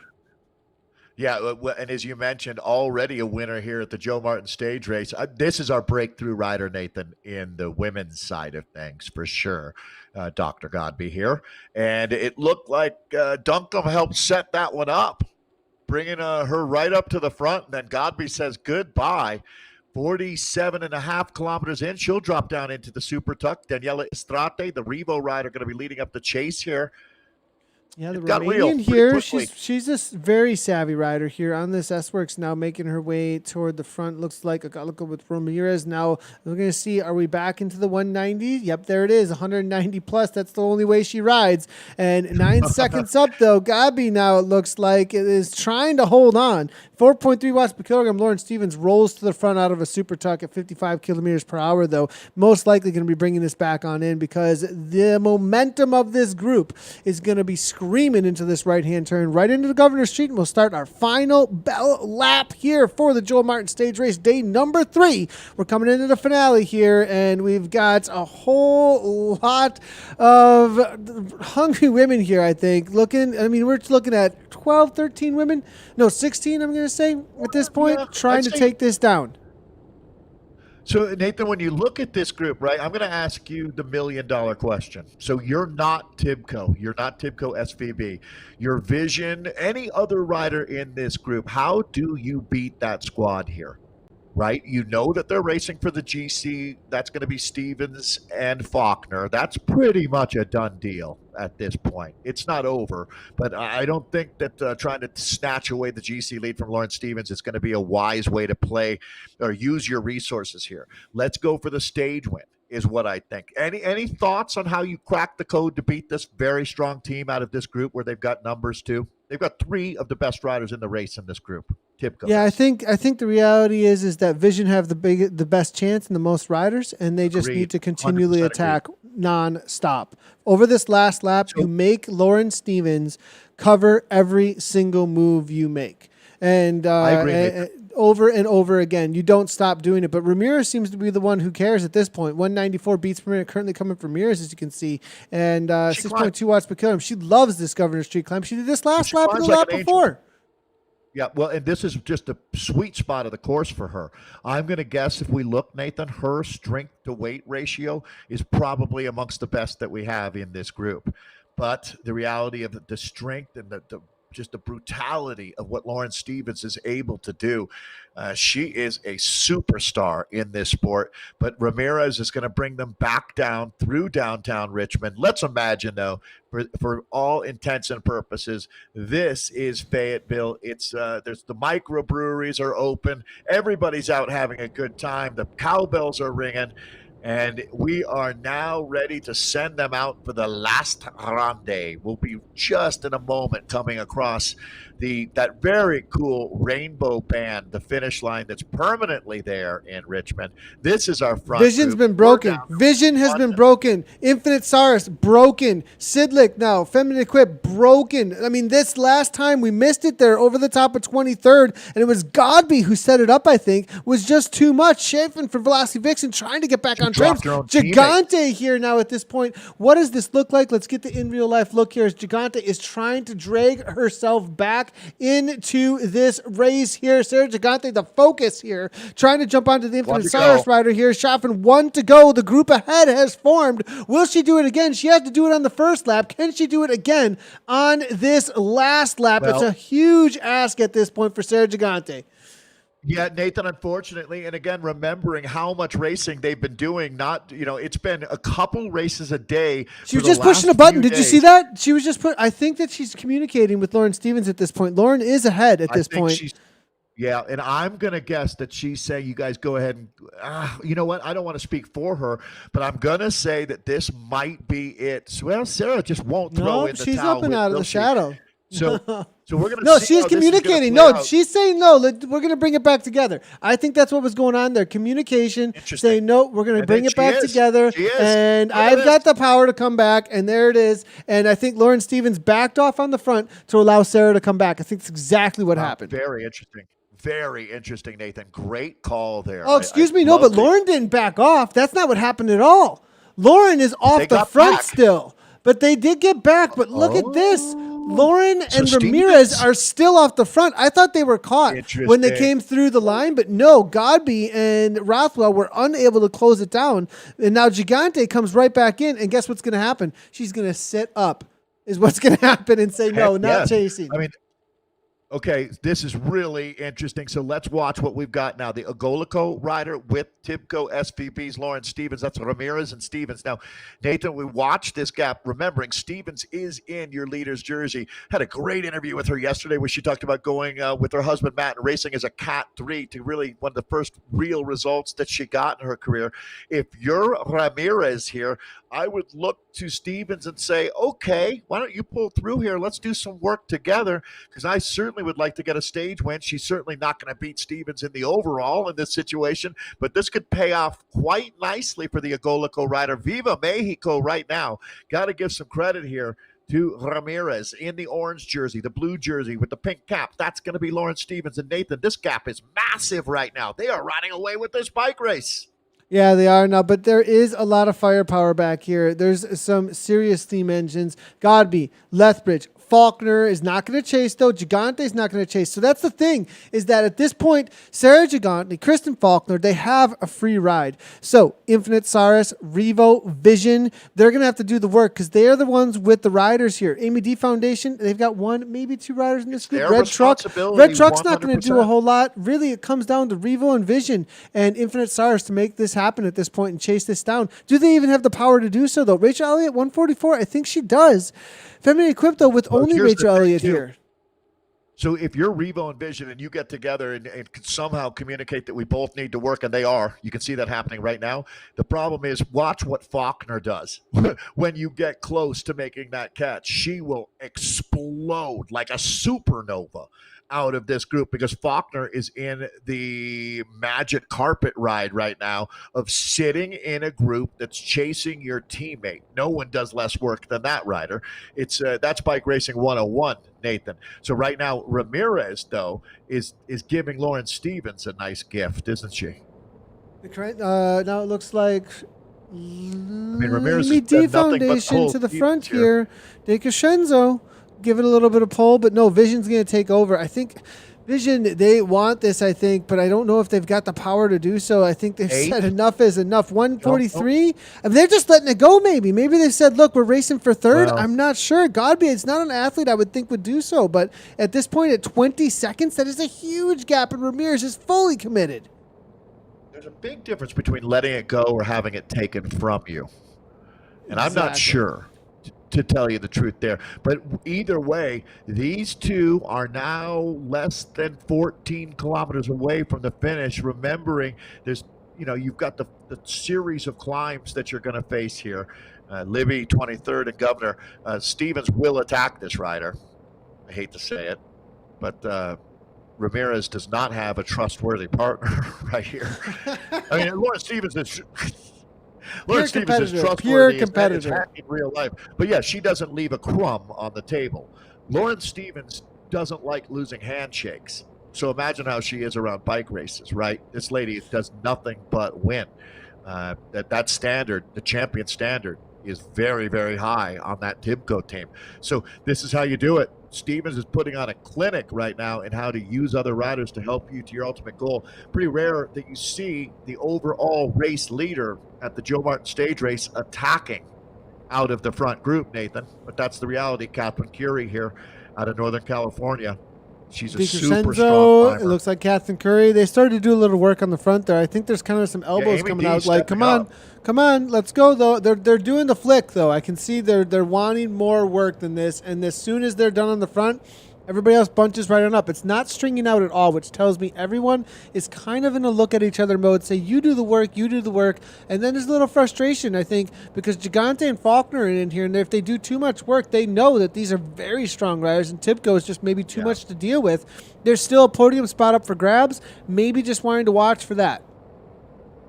Yeah, Nathan, what do you say? When a team is riding this perfectly and just not missing a step. That's Faulkner there with the Yorkshire style cap at the Worlds this last year. You saw a lot of those hats around in Harrogate, as Faulkner now is just doing the perfect teammate's job, sitting on the wheel, letting the other teams chase as they will, and she's ready to counterattack if need be. I mean, if you're going to create a book on how to race your bike, this would be the chapter called Tibco Winning in Richmond. 192. Ramirez. I mean, talk about the heart on this. I mean, Yikes. She is just demolishing herself. This is really an effort on the front here. Stevens is sitting in. Let's go take a look here. 150 beats per minute as she sits in. So 3.5 watts per kilogram. Well, Ramirez has been pushing 5 watts per kilogram over and over again, whereas you see Stevens, she has to bump it up into 5 for a moment and then back down to 2.7 and then up to 4.5 and then down to, over and over again. She can just back off and back off. But Ramirez is just pulling this train along. Yeah, so maybe Ramirez is going to be riding for Tibco next year. or today? No, I'm just kidding. Or today. Right now, that's what's happening. Right now, Tibco's getting the ride, but I think she's securing herself at least a silver medal on the day here, though. Right. Well, this is where I would honestly say, okay, Lauren, why don't you take a couple pulls here, help me out a little bit, but the danger is then that if she does get attacked by Lauren as they go up and over the top of Libby, is that she'll get dropped and go right back to this group. The group is not that far back. That's a great point, actually. The speeds on the uphill and the downhill through Libby, 23rd, and Governor are so high. They're definitely not gone at this point. And, this is actually maybe some really smart moves from some of these teams, because this downhill into the industrial park, it's not going to close down 35 seconds, but it might close down 20. And you get within 15 seconds and you've got energy going into Libby Hill. Maybe that's why Lauren Stevens is sitting in, because Lauren knows she has to still climb with some crazy punch over the top of Libby Hill. Yeah. You know who else I'm watching for here is Lauren DiCrescenzo, the other Lauren in this group. She is poised to make some big moves here in 2020. And she's been saving it, I think, racing out of Atlanta, Georgia now. And I have a feeling she's going to be a part of the conversation here for our finale. We're down to, let's use a rough 10K. There's some good information from Mad Monkey. Thank you. Ramirez is a Mexican U23 individual time trial specialist. So she's used to these types of efforts, is what we're reading. Neil, looks like Austin Feld.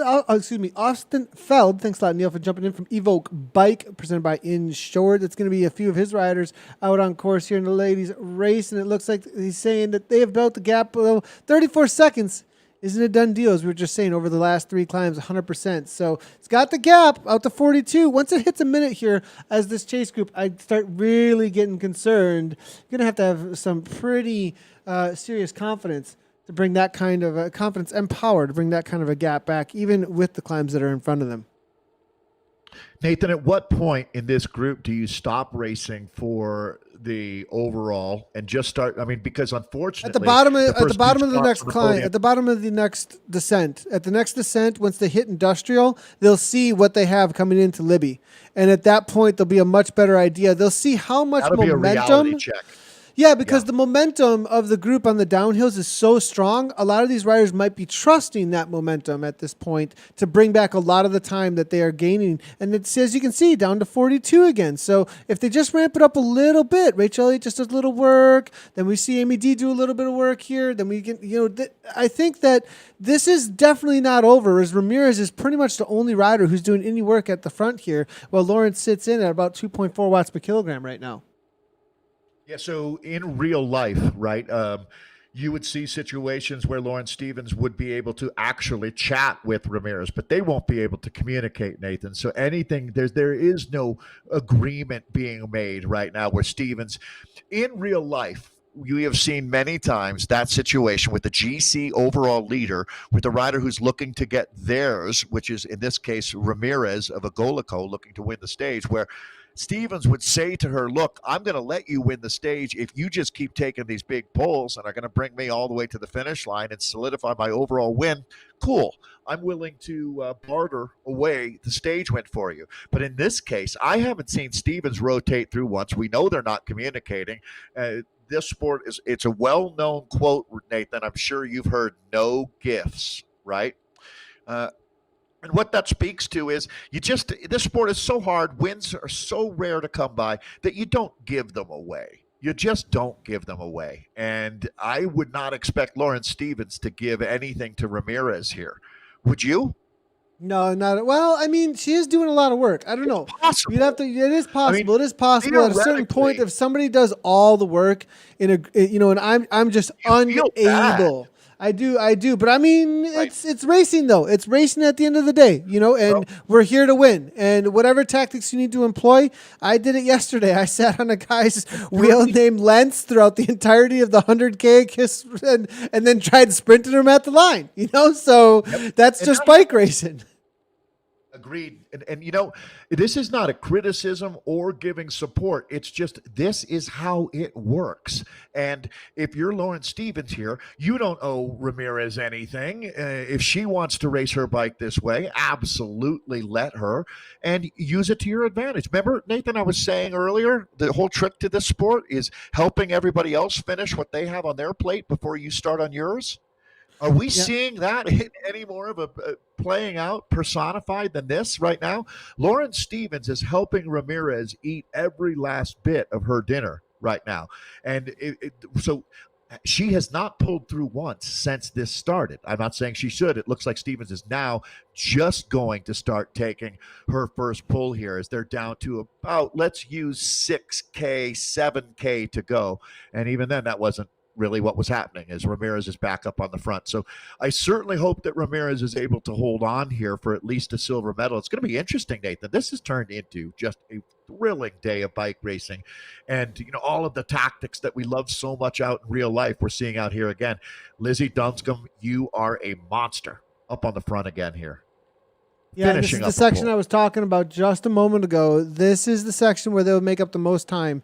And you do see it coming down pretty quickly here. Now it's down to 48 seconds. It was out to a minute for a moment there. They're probably going to bring back a solid 30 seconds with the amount of speed. 45 kilometers per hour versus 53 kilometers per hour currently. So that's the current situation. So the lead group here, we can go ahead and see, is off the front still. They're in the lower right-hand corner there. They're just coming through about halfway through the industrial park. You can kind of see in there, you can see 45 kilometers per hour versus 45 kilometers per hour. So Godby on the front, Dumpcombe on the front, 45 seconds. 45 seconds is not a lot over the top of those 3 climbs, though, and they have been working, but Lauren Stevens has not. And I think because of that, Lauren Stevens is going to go full on over the top of each one of these climbs because she will have it in the bank, whereas Ramirez is going to be in survival mode with this chase group. But the chase group now, 42 seconds, actually. It's coming down a second very quickly here. About every tenth of a kilometer, they're bringing it back here. I still think they're not going to make the catch. I think you're going to see Stevens do what is so rare in this sport. As a matter of fact, I don't know outside of Chloe Dygert at Colorado Classic last year that I've seen anything quite like that, where you've got the overall race leader who is the most marked rider in the race, who's able to not only be in a breakaway, but she could win the stage in the leader's jersey as she claims the GC here at Joe Martin. That's pretty close to unprecedented, to tell you the truth.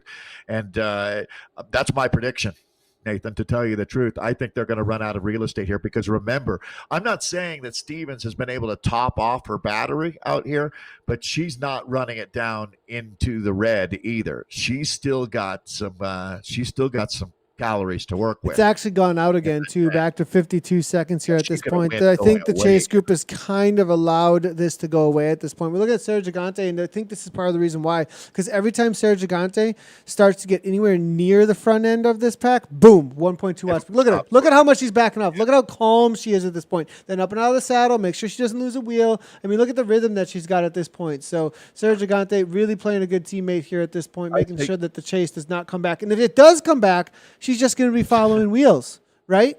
It's funny. I know, completely agreed, Nathan. I would say now the reality is for the other teams that you're going up against a super squad when you talk about Tibco.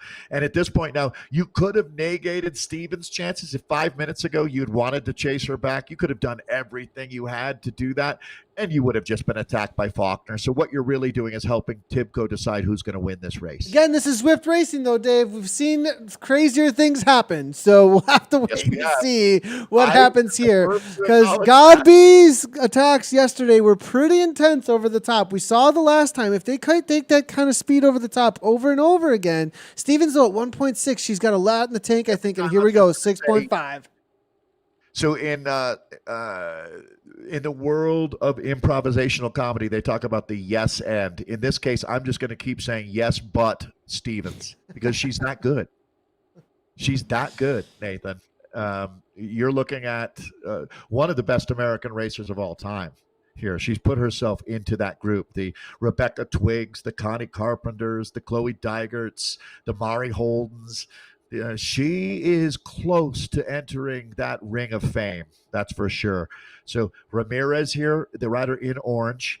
Agolico is the team, the Mexican-based squad. Credit where it's due. She's having a tremendous ride here. If it weren't for the Tibco team, she would be the talk of the town.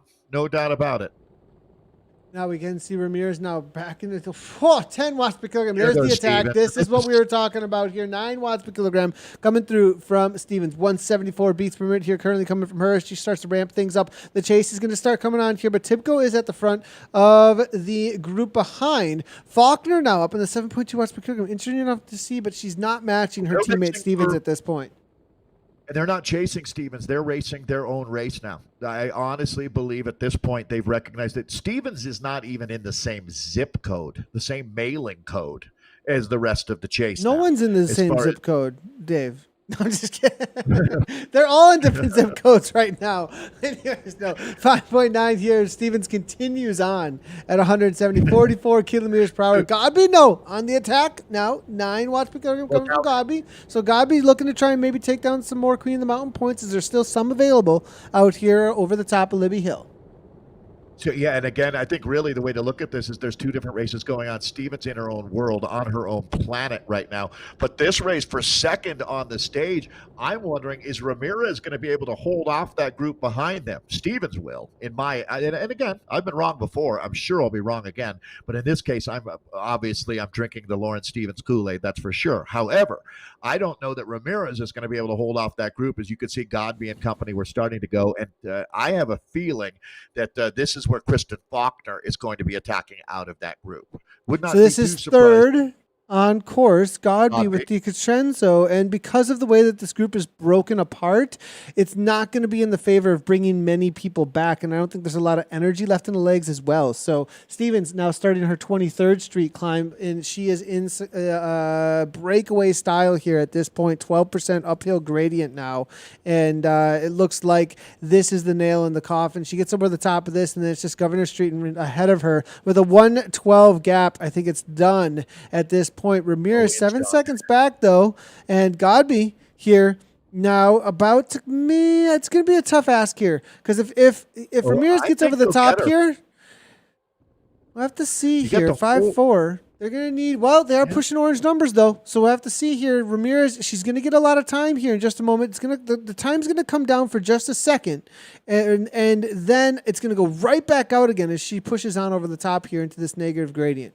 Well, yeah, the distance goes out for sure as we're watching Stevens now up. This is the Tête de la Corsa, the front of the bike race, as Lauren Stevens has been in the bank. She's got all of the money, and now she's in the getaway car. She is gone. As Stevens raced on this course in the Worlds in Richmond. She was part of the U.S. team. That was one of the. Can you imagine how hard it is to make your national team when you have the first Worlds in your home country in 3 decades? Right? Every American in the sport that had any kind of a chance of being on that team did everything they could to make that squad. It actually got quite contentious, Nathan, as they got down to the final selections there. There's some tough choices that had to be made, but one of the choices that wasn't tough was putting Lauren Stevens on that team. So she's going to have a nice win on a course that she should have some really good memories from as well. So command performance from Lauren Stevens, but here goes Gigante. This lady has had quite a wild ride around the roads of Richmond. It's going to be fun to watch how this group plays things out, Nathan. It is officially finale time. Yeah, and this is the race for third place. We're watching Gigante, and she comes up on the top there, now up in the 6.2 watts per kilogram quickly here, looking to chase down Ramirez. Ramirez still has, it looks like, 57 seconds over this group. Yeah, solid amount of time here. She's not going to come back either. That should be enough. You're right. 4.9 watts per kilogram. She'd have to really fade at this point. The women behind those are really starting to ramp things up. You can see in the lower right-hand corner of Lauren Stevens what the gaps are on the course here right now. It is 15 seconds back to Ramirez. Ramirez can almost see Stevens still, but she's just around the corner at this point at 14 seconds. Stevens now 7 watts per kilogram. She continues on over the top of the Governor Street. She's going to be able to put her hands in the air as she comes across the line. Red Truck now on the attack to try and bring back Ramirez. Ramirez 30 seconds up at this point. They're going to have to really, with the climb in front of them, it's going to be super close. It's going to be very close. Yeah, just to reset for everybody, Lauren Stevens, our overall race leader, is going to win the stage and the race. I think that's a foregone point. But this race behind her, the lady in orange, who really gave Stevens a nice trip up off the front, or she attacked. Stevens went with her and used her energy to get a nice gap, and that's what she's got now. But Ramirez it's gonna be touch and go, although I think she's just gonna squeak it out. But Nathan, so many times we see the power of that chasing group, the momentum that they have, and the much higher speeds that they carry over the last couple kilometers being the difference maker there.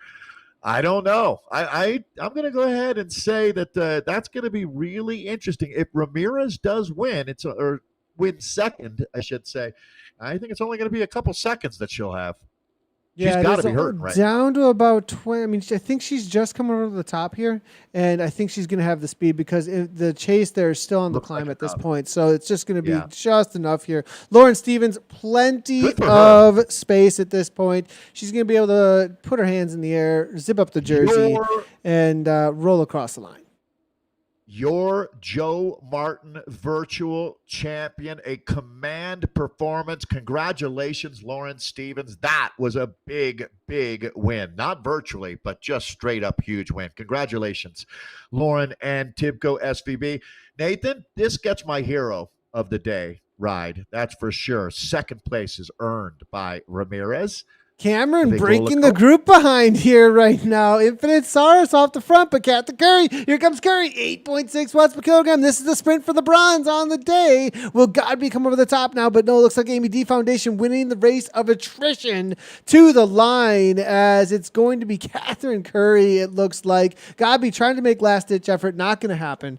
And that is the sprint for third place across the line out there today. Looks like Gigante just about to sprint to the line here. Last little effort here coming from the rider out of Australia. So solid effort there from Gigante, your Tour of Gila winner on just a few weeks back. So huge results here all around. Let's go ahead and take a quick look at how it ended up playing out on the day for the results. We do have them just coming in. We are jumping back to a few of the other sprints that are about to take place here. We may be able to actually stick with, this is actually over the top of 23rd Street, as we're looking back with Rogers. Kerry Bradley from Vision looks like as well. McGregor from Velocity Vixen. Huck. So this was some of those chase groups. Charlotte Backus was here giving lots of the team directions there. Christy Tracy, this was the blow up on this last lap that we saw just a little while ago. Johnson here from Take Cycling, and Herring there from Vision, as well as Christy Tracy. They're going to be battling out to the line here. But we're going to take a look at our top 10 as these ladies finish up their race.